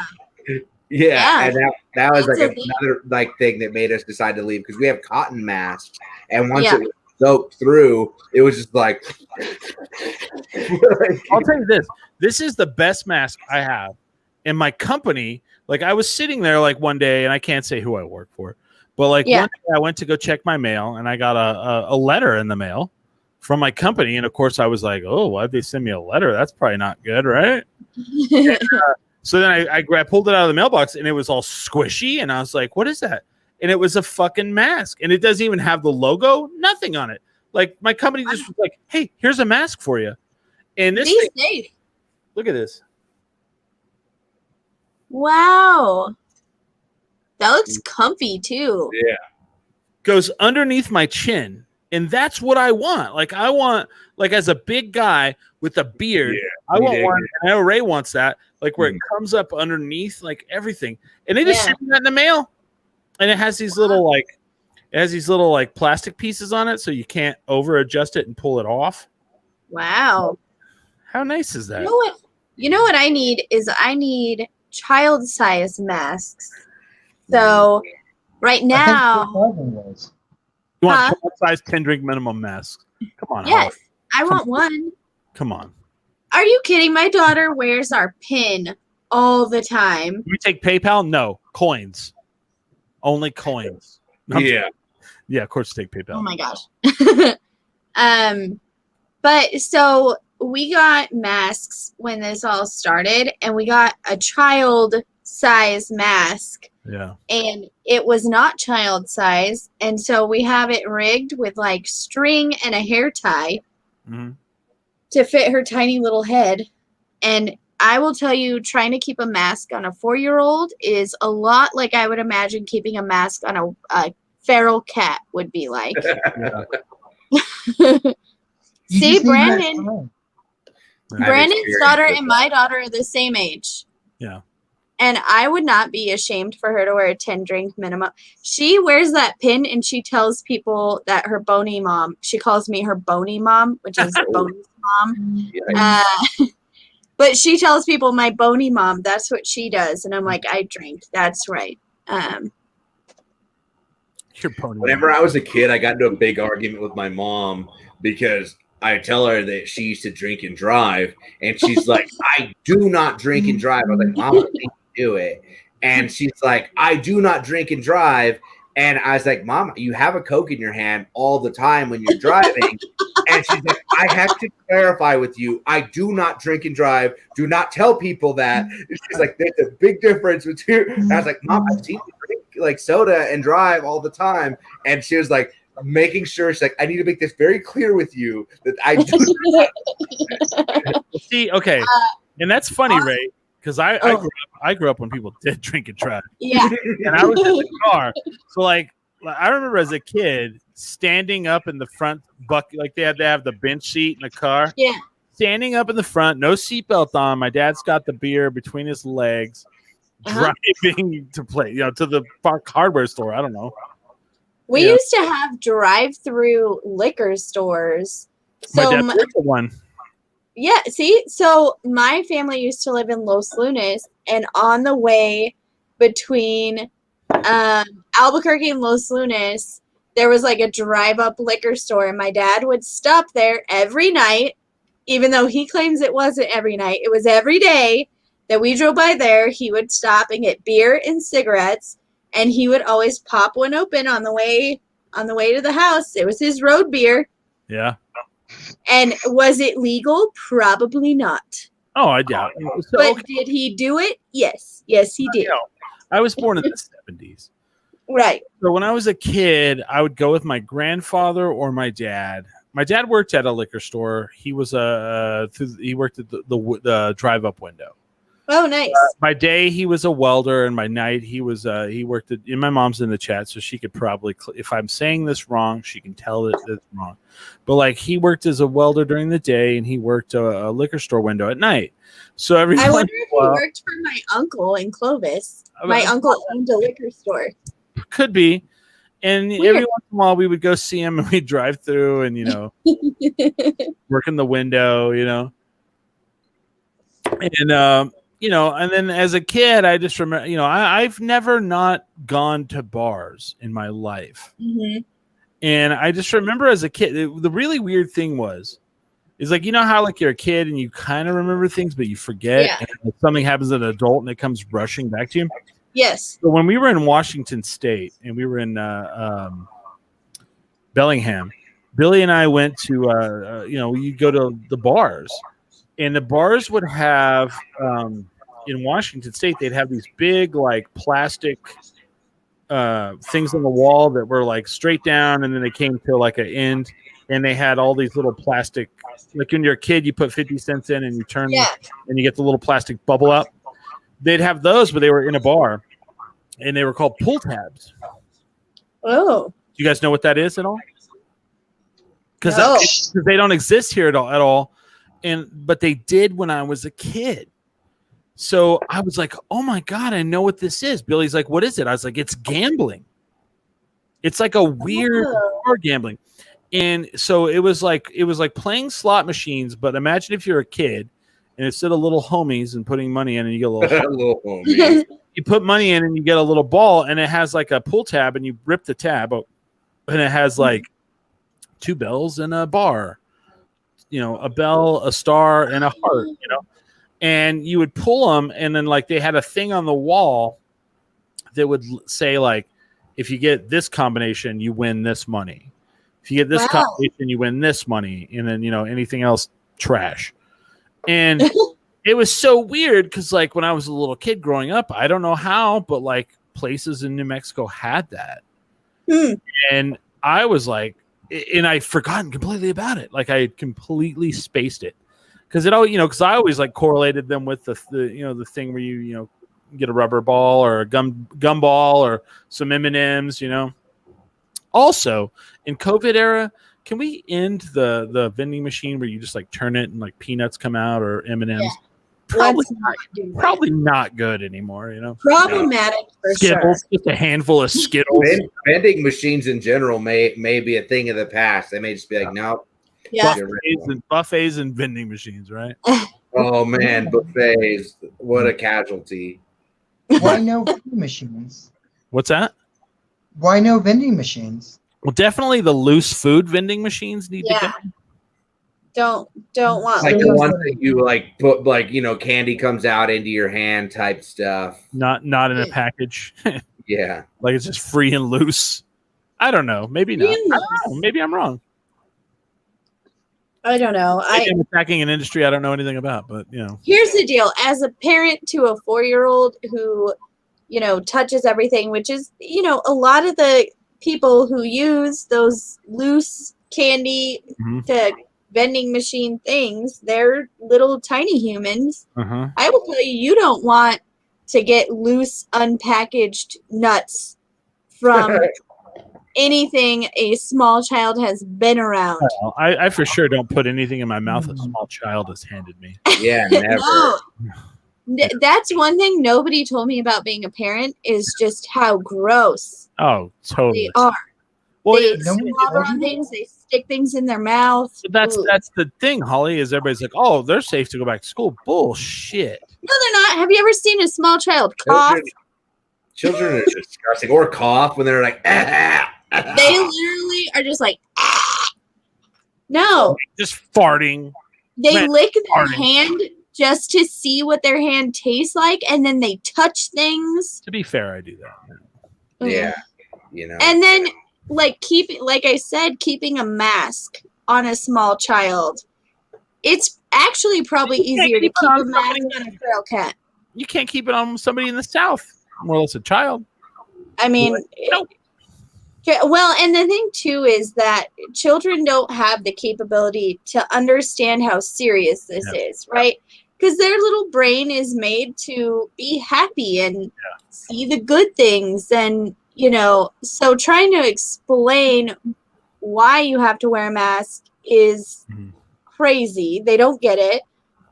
Oh, my daughter literally told somebody that she has to wear masks to protect us from the spiders and their sticky webs and sticky feet. And that's Well, why I mean, she's not wrong. it does work. She didn't say. Here's what I thought you were going to say. We have to wear a mask because if we don't, Santa Claus doesn't come. I should say that, Chris. Santa Claus doesn't show up. You know, if you don't wear a mask out in public, Santa Claus doesn't show I mean, up. in a way, that's kind of true.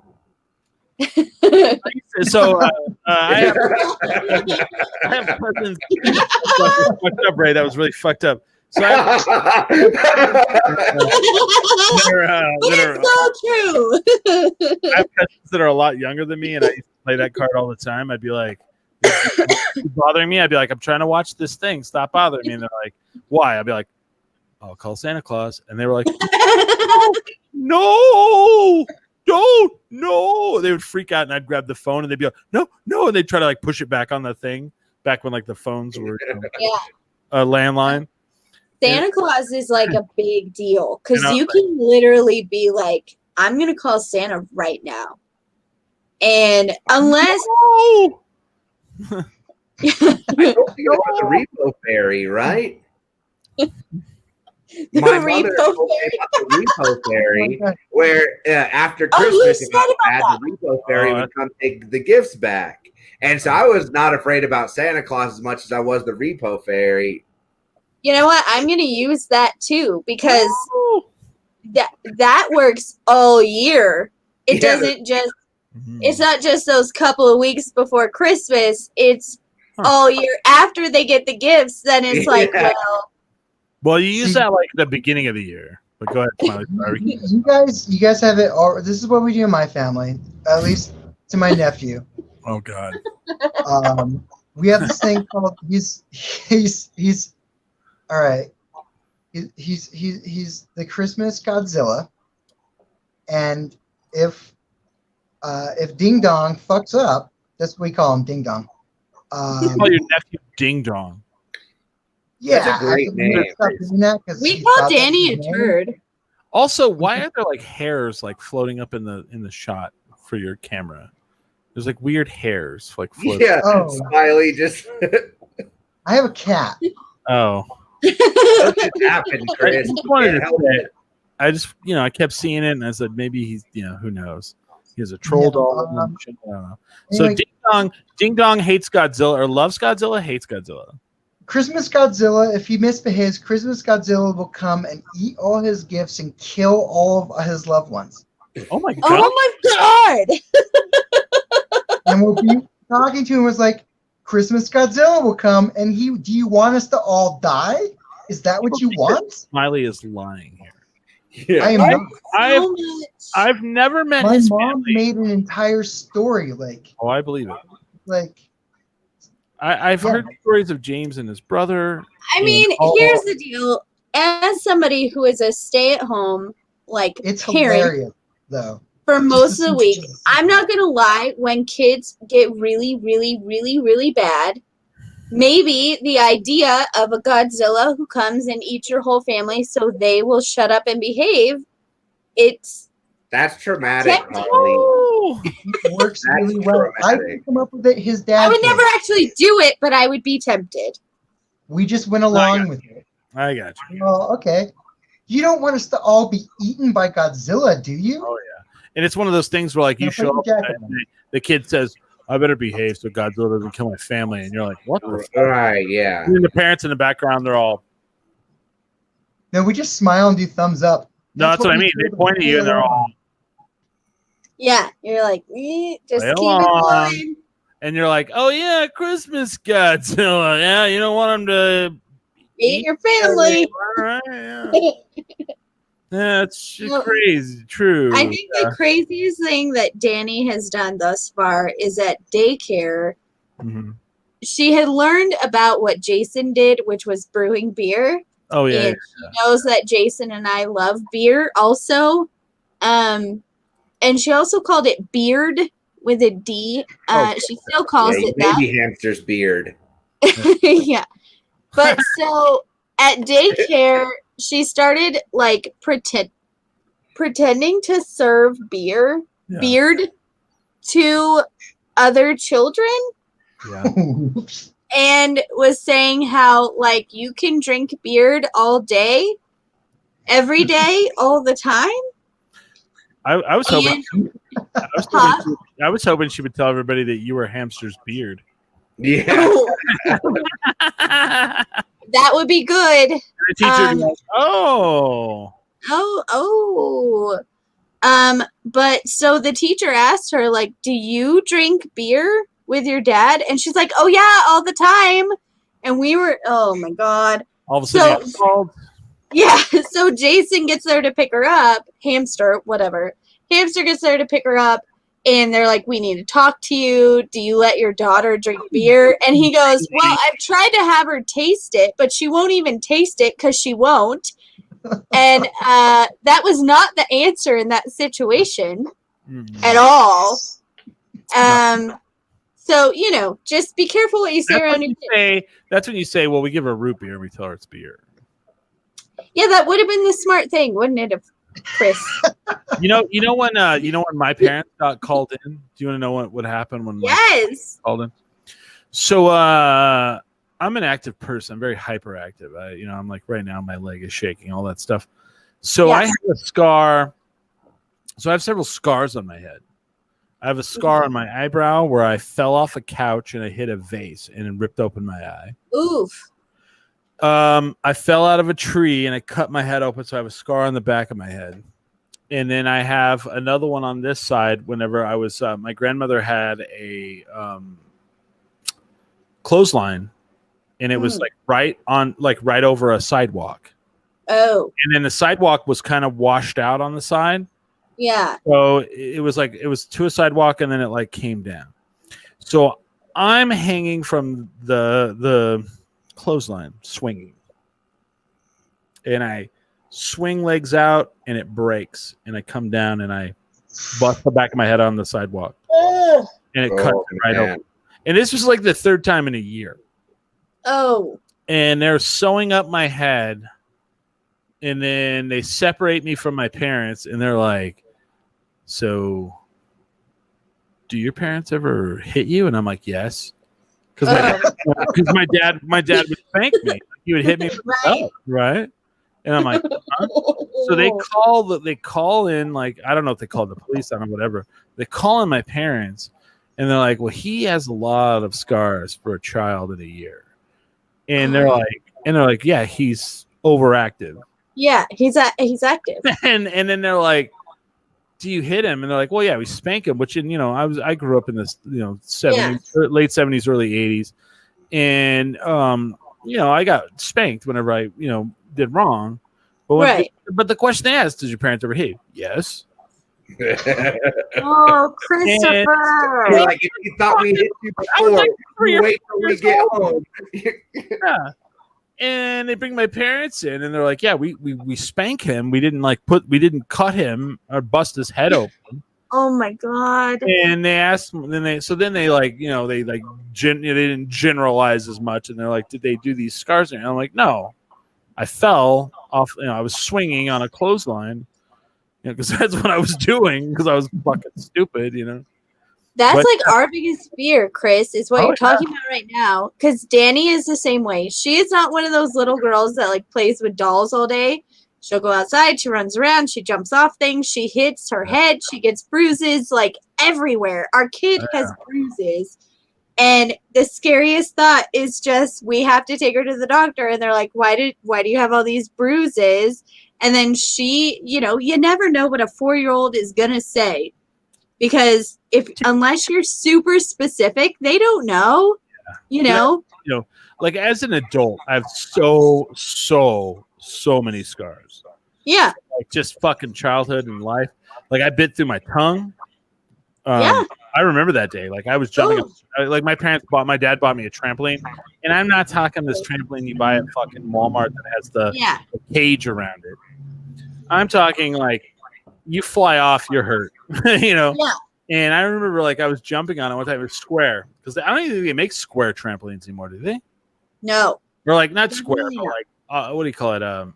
Like a rectangle. Rectangle. Yeah. And so I was jumping. You're all round now. Yeah. So I was jumping one time, and like you bounce and you bounce wrong and you go a certain direction, like that you're not prepared for. Like you like hit and go sideways. Right. And so I was going sideways, and like it had a thick, flat, like it wasn't like this pipe that like all of them had. It was like a thick steel that was like flat, you know. So like I come down with my leg. I catch like too late with my foot, and my knee hits me in the jaw, and my tooth goes all the way to my jaw. And I'll never forget that. Never. And I just was like stunned, and I was like, yeah, that pause, like where you're just like, oh man, I fucked myself up. You're like, hold on. Yeah. Right back to bouncing.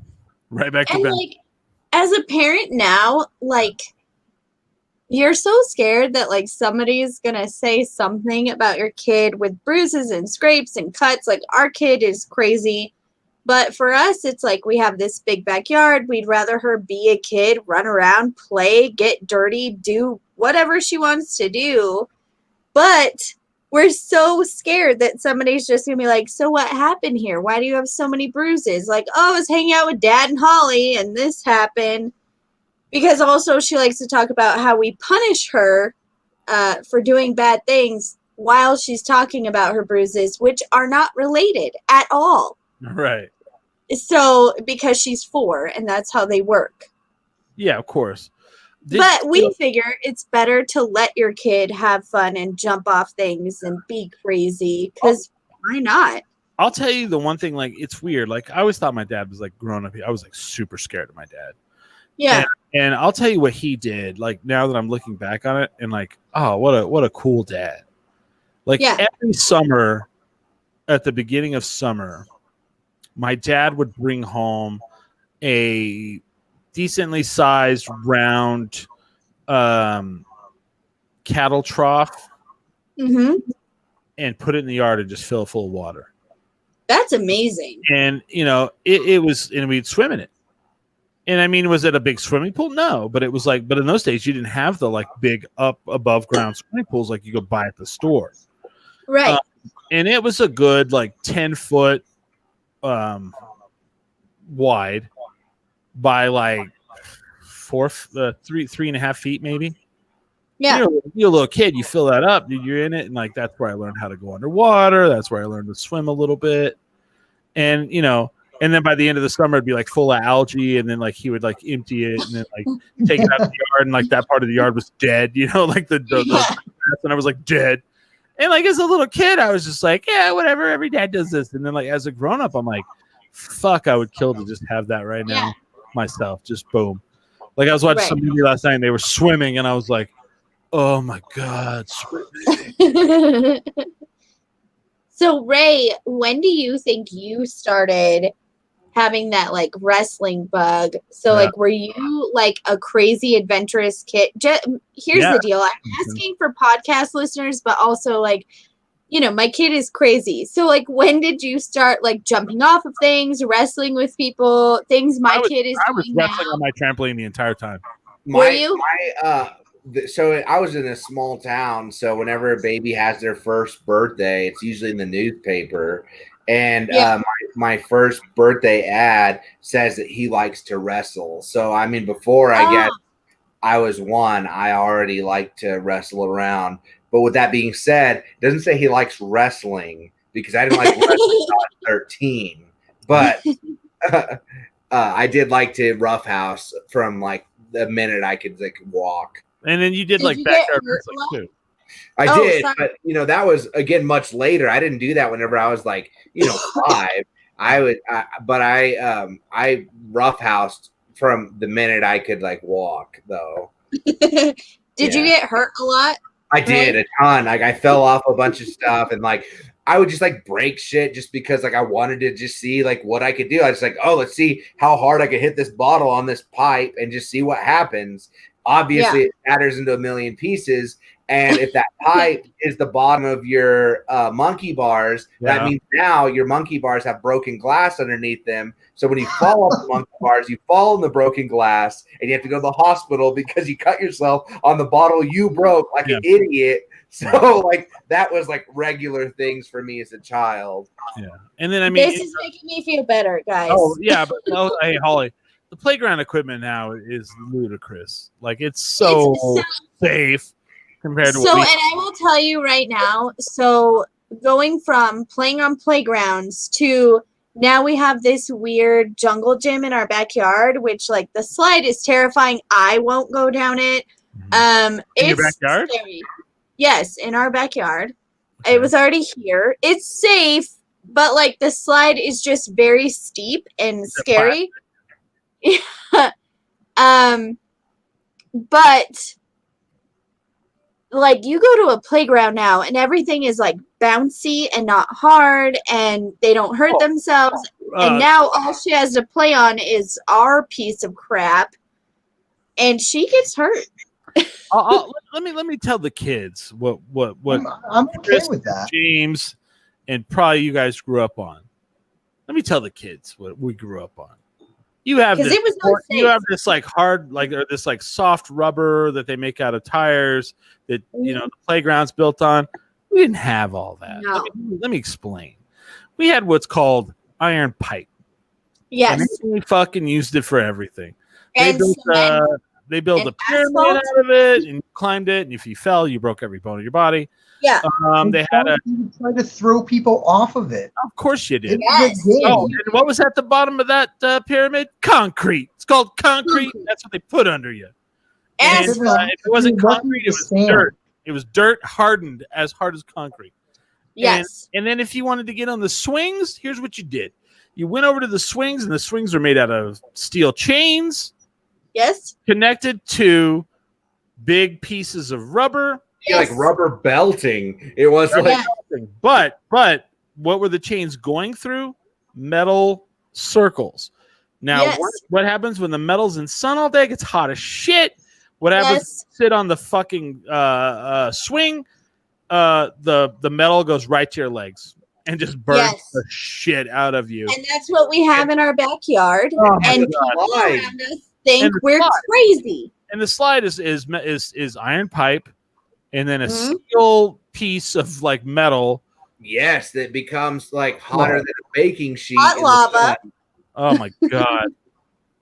Luckily, her slide is plastic, so there's that. But everything else is like when we were kids, and my friend shamed me for that, saying I'm ruining my child, and I'm like, I don't know, I'm not ruined.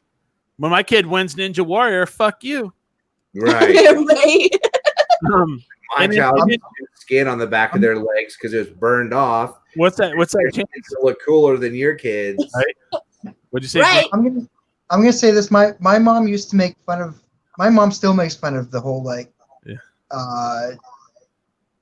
recess fucking situation, dude. Because when she was like, she described to me what she did during recess, and she's like, well, at the back of the schoolhouse, they kind of cleared out some of the trees, and we had some stumps, and we used to play mumbly peg. And I'm like, what the fuck is that? And she's all, it's where you put your hand down and you throw your knife at your hand and you try to miss your finger. Oh my god! Oh yeah. And I'm like, that's what you played as a kid? And she like showed me all her scars. I'm like, yeah, dude. I remember. I went to a Catholic school here in Albuquerque, and what we had as a playground was an asphalt area that was made for like extra parking for the church. So all of our stuff was asphalt, like parking lot. Yeah. So if you fell, you definitely had a rock in your hand. I still have one in my left hand. Like you could still feel it. Our hopscotch and all that stuff was on asphalt in the desert. Ray just sent a photo, and I've got to tell you, this was close. This is pretty close to what I went to school. Like, man, this is really close. Holy shit, this is not far. Yeah. I wish I could find. Let me see if I can find a playground. Oh, tetherball. Yes, tetherball was great. I hate it. Oh, I hate it. I'm so Really? bad. I love tetherball. Let me see from the 80s. Let me see if I can find one from the 80s. Because all the ones that, like, when I was growing up from the 80s, we always had like a tunnel that was they basically made it out of a culvert. Yeah. Like, they were like, they got it from the road department. They just like stuck it there and put dirt around the sides of it. And they're like, oh, kids run through this tunnel. It's a tunnel. But a lot of the playgrounds were set up as kind of like a Ninja Warrior style. Yeah. And I don't know. It's weird because like I've tried to find photos of that before. I don't know if I can. Where like there was always like monkey. Like, are monkey bars a thing anymore? Or is that gone? That's gone. I think a lot of those are gone now.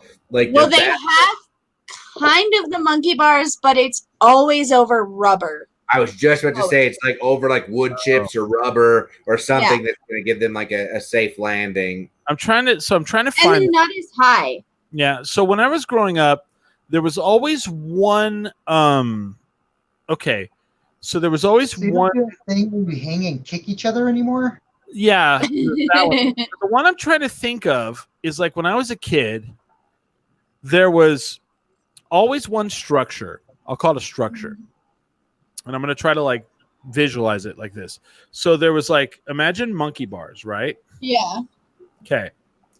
Then attached to the monkey bars are several, and they turn and do a 980 like pull-up bar. Yeah. And then the pull-up bars go to a certain point, and then right in the middle of the pull-up bars are long poles that come away from everything. Mm-hmm. They're like balance bars. Yes. So what people would do is they would line up and they would race. They would line up at the end of the balance poles, like the beams, the pole beams, and they would jump up on those and run along them balancing. Jump to the monkey bars, like diving jump, catch and they're running side by side, right?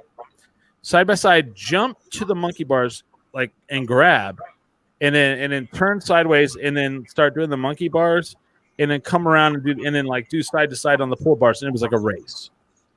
And I was there one day. This girl did the run on the pole and jumped to the monkey bars and missed and broke both her arms. I remember that vividly. I was like, holy shit, like. And pretty much any of those metal structures that had like it was anywhere between like 10 to 15 foot drop. Yeah. That was like such a regular thing. Yeah. Yeah, and they don't have them anymore. No. Playgrounds. See, I'm playground equipment from these. Let's see if I can find that. And I've tried to explain it to parallel bars. Playground. Yeah, they had parallel bars. Weirdly, that was like all made out of like iron pipe. Yeah. And I used to hang on them and flip over and do all kinds of stuff. Mm-hmm. Now you can't find that stuff, and I loved it. And there was always pull-up bars. Yes, of different heights. Yes, and the girls. And that's what I would. They would get up and they would like put the pull-up bar like on their waist, and then they would like flip around. That's what I used to do. Yeah, exactly. Craziness.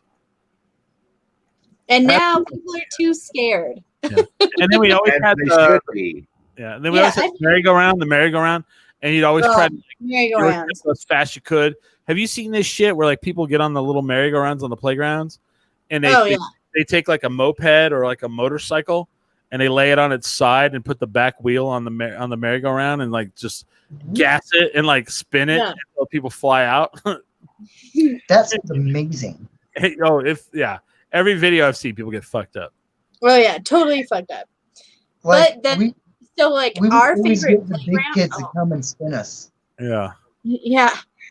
So, Chris, I sent another picture to the chat of the playground equipment I grew up on, and that the one that I sent is actually where I got my first concussion ever. Oh shit! Yeah. Like this is the actual one. Yeah, this is the one. Wow. Yeah. Oh shit! Yeah. Not like something like it. It was like this was the big deal. This was. How many concussions do you think you've had, Ray? Wow. Say that again. How many concussions do you think you've had? I can't even count. Sadly, I've had so many. But the rocket portion on the end, they called this thing the rocket slide, and the rocket portion was like these, like you'd crawl up through a ladder in the bottom of it, and then they had these metal stairs that would spiral up. And if you went about halfway up, you could go down that like wavy slide, or you could go like all the way to the top, and there was like a small ladder that would take you to like the liftoff point. Yeah. So I got up to the top and my foot slipped on that top ladder and I just rolled down all the stairs, like boom, boom, boom, boom, boom, boom, boom, boom, boom, boom, boom, like all the way down to the bottom. Wow. Yeah. Oh. And another parent is the one who saw it happen. And then my mom's like, what's going on over there? And then like I come out and my eyes are all crossed and like they think my nose is broken. I'm just, But they probably didn't call it a concussion. They were like, oh, Ray rung his bell. yeah, probably. So like my reaction is literally as a parent. So before I became a parent, I probably would have been like, oh yeah, I did that too when I was a kid. But now it's like you hear a story like that and you're just like, oh my God. Because that is the scariest feeling in the world. No matter how calm you think your parents were, it is so scary to be like, oh, my kid just fell down whatever. Someone in the chat said, Chris, do you remember the old playgrounds at McDonald's with Mayor McCheese? Yeah, I remember those. Absolutely. Like I went to a McDonald's recently, and like almost all McDonald's have gotten rid of them. Yeah. I'm sure due to like liability and insurance. Oh, yeah. Two is they're like they want you to eat and get the fuck out. They don't want you to hang out. Right. I got stuck in a play place for prom one year. I remember. So do I remember them? Yes. Did I go play in them? No. Because like I have a lot. I'm very claustrophobic, and so like a lot of those like big like tunnel slides, I just don't like them. Yeah. And nothing to do with like getting hurt on the. I just feel like I'm gonna get stuck. You know. Wow, she just said something I haven't thought about in a long time. I knocked the wind out of myself flying off the wavy slide.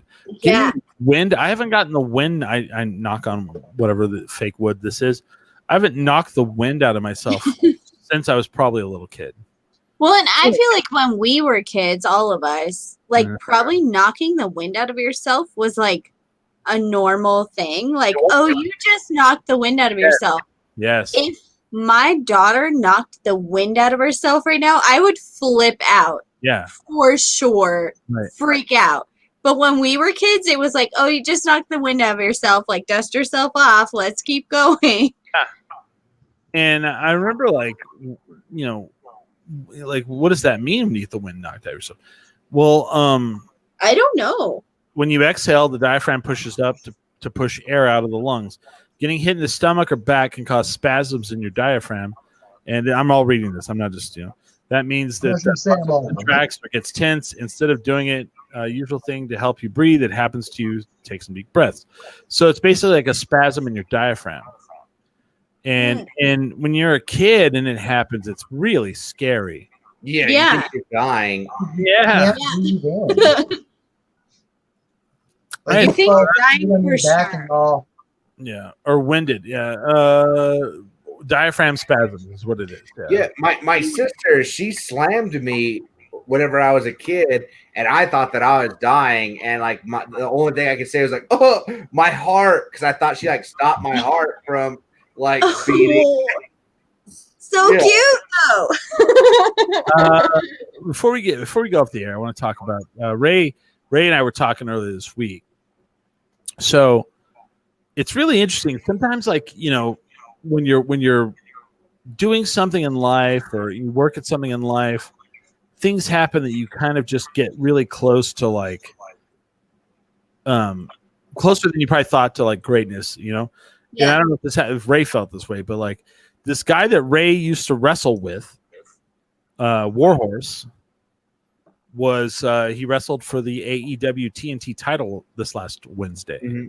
Wow. And this was his first match in AEW. They haven't signed him yet, but this guy went from like wrestling on the same scene as Ray was wrestling on to boom, like the big The big Yeah, I actually was working some shows like right around the time that he was just getting his footing. They brought him in as the Little Viking in the Viking War Party, and we were working some benefit shows up in Illinois. And I got to chance to meet him and hang out, and we would run into each other periodically. And I got really close with one of his tag team partners, and we'd see each other a lot more often than I got to see him. But I really got to see him come into his his groove and find like who he was, and then he just continued to just blow up. And even me and his tag team partner were like, man, that kid's gonna like be famous. And he finally got his opportunity, and I really hope that more opportunities come his way to be on a national platform, because he really does deserve it. Did you watch it? Yeah. Did you watch the show? I didn't watch the show, but I watched the match. That's what I mean. Now you watched the match. Yeah. Mm-hmm. So, for people like there's the WWE, which is like the biggest, show there is, but there's the upstart, which is called AEW. And in a lot of during all through the pandemic, like they've been going head to head on Wednesday nights, and for the most part, AEW has beaten WWE on Wednesday nights. Yeah.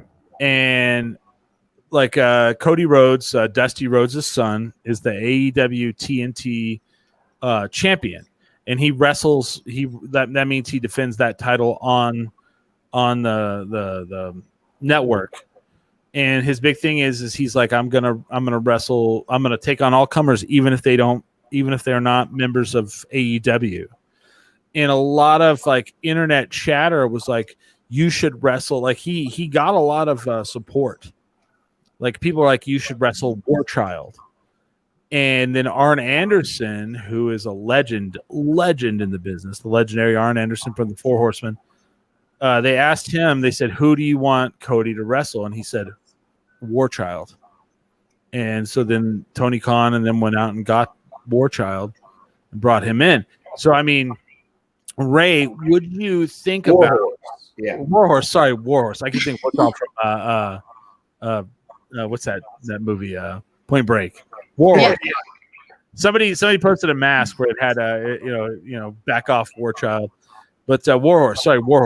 Mm-hmm. So how does all this make you feel? Do you feel a little like jealous? Do you feel? I don't know. He absolutely deserves it, and like I never feel jealous for like people that I've known like succeeding in it, because in a lot of ways I didn't commit as hard as a lot of other people around me did.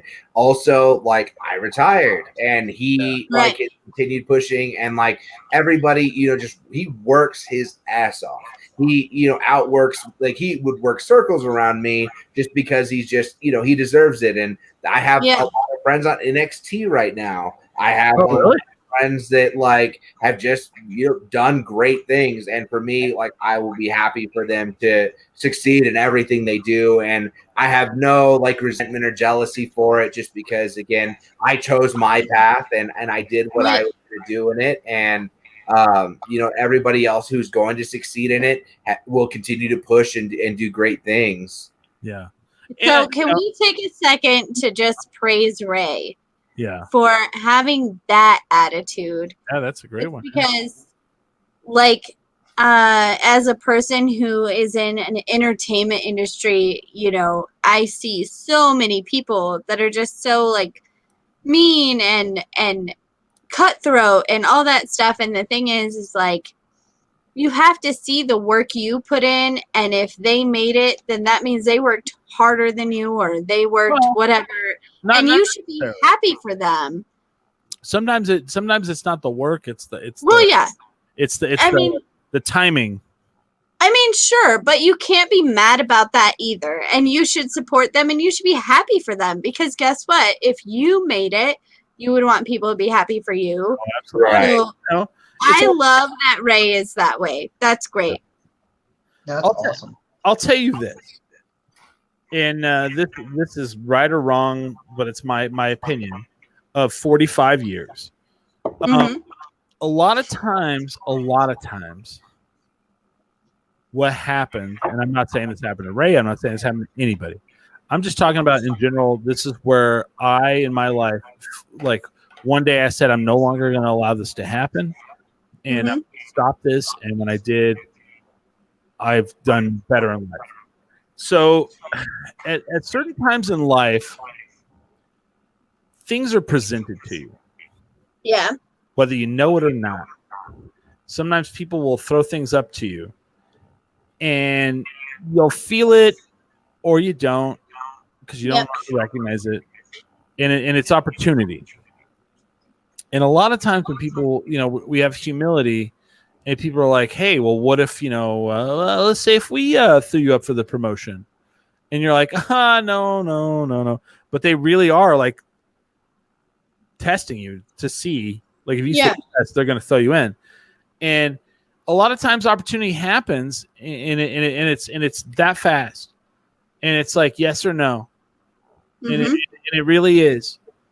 And a lot of times when we're have humility, and sometimes we don't feel confident in ourselves. We say no, and then we're upset when someone else gets it. And so a lot of times in life, even if you don't think you're ready, even if you don't think that you are deserving, if it's there, tee it up, hit the ball, and say yes. Because you're gonna fail sometimes. Oh, you're gonna fail a lot. but you don't know. And so a lot of my life, I said no. Like they were like, "Oh, what if we did this for you?" I'm like, "No. I don't think we deserve that." A lot of times, and now here's the deal. Also, saying no sometimes is important too. It depends, but yeah. No, but sometimes if you're overextending yourself, so I learned this in therapy this week. Yeah. Sometimes you have to say no.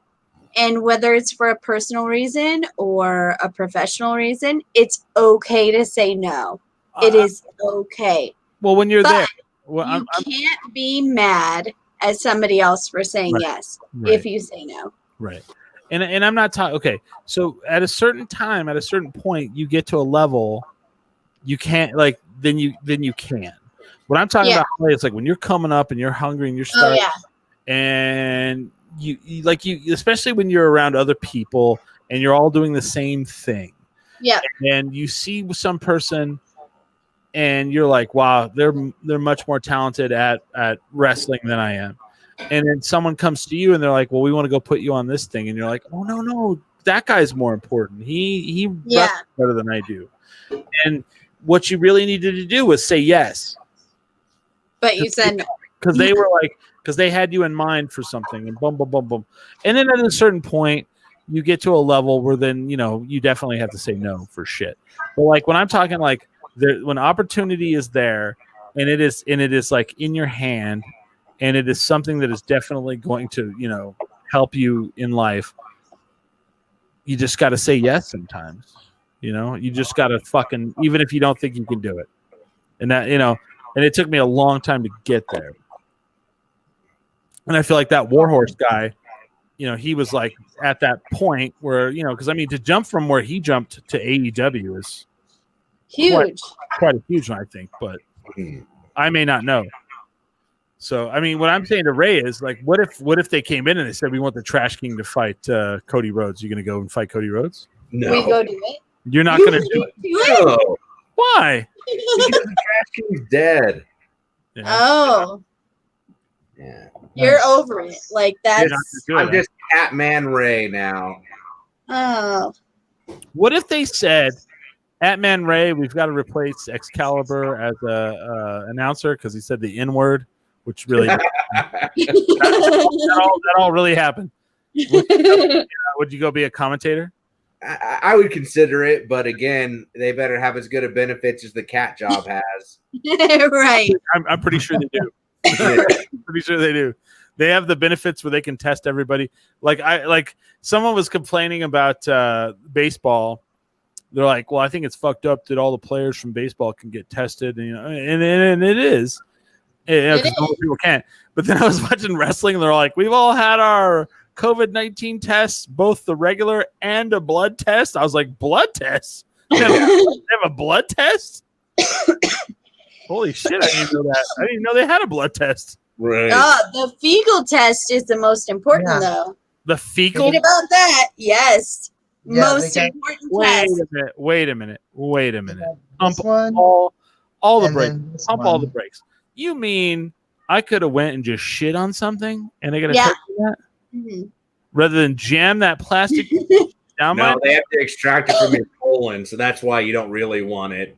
Oh, is that right? Just kidding. No, I'm just kidding. That's not true. That is not true. But so I have a friend who has had long haul COVID, which is like for a long time. And here's the thing: the nasal swab said she was negative. Oh. The fecal test said she was positive. So, and she had to pay for that through her own money. I didn't know this is a fecal test. I didn't even know there was. Yep. Yeah, you have to pay an extra Fecal for it. test. I got to pay to shit on something?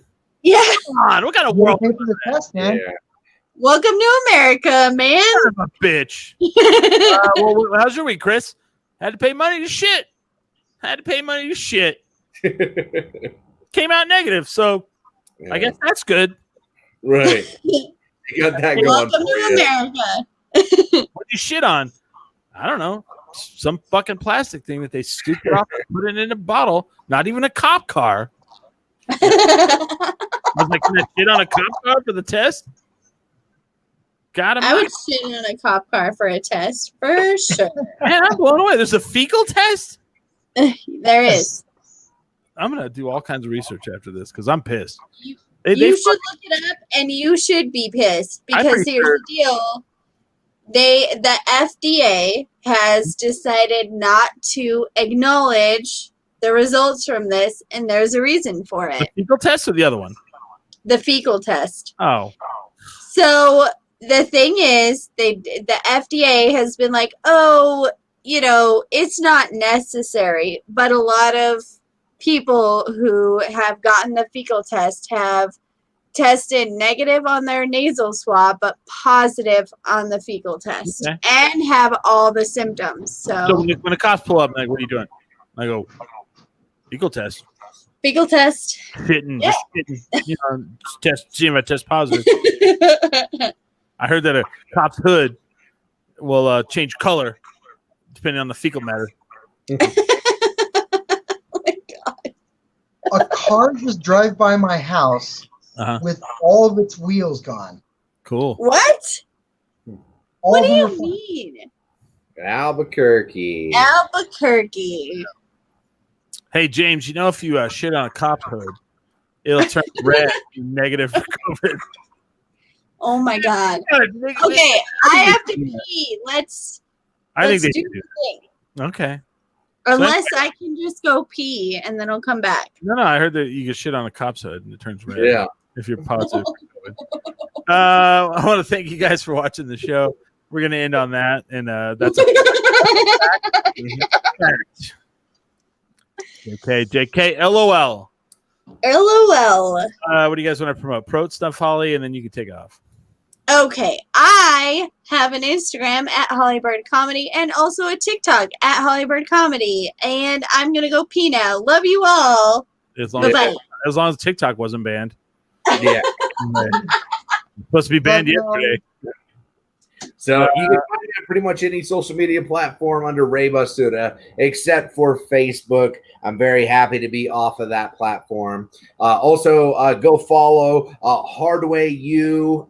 They are a new wrestling school here in Albuquerque, New Mexico. You can find them on Facebook. Who's in charge of that? Who's doing that? Who's running it? It is from the people that brought you Destiny Wrestling. Is it really? Yeah. Oh, really? Oh, okay. Yeah. So Same guy. yeah, definitely look up Hardway U. A lot of great talent coming through there, and it's a great opportunity for wrestlers here in Albuquerque. But yeah, just want to promote Will you that. stick around after the show? I want to ask Yes. you questions. Okay. Smiley, what do you got? Just my usual. If you want to see me on the second season of Midnight Texas, that's streaming on Hulu or on NBC. And really fun. Look for me on Daybreak on Netflix. Cool. I have Made Out Media, which is my YouTube channel. You can check that out. Subscribe. Smash that like and subscribe. 30p? Holly, is that you already done? Yeah. Okay. Really good. And then we have we have 10drinkminimum.com. And then, man, I have a lot of projects that are coming out, but I just can't talk about any of them right now. So that sucks. But you know, minimum.com. We have all of our social media. And other than that, I want to thank everybody for being here. I want to thank everybody for staying safe in the world. Rest in peace, Wilford Brimley. And with that, we are 10 drink minimum.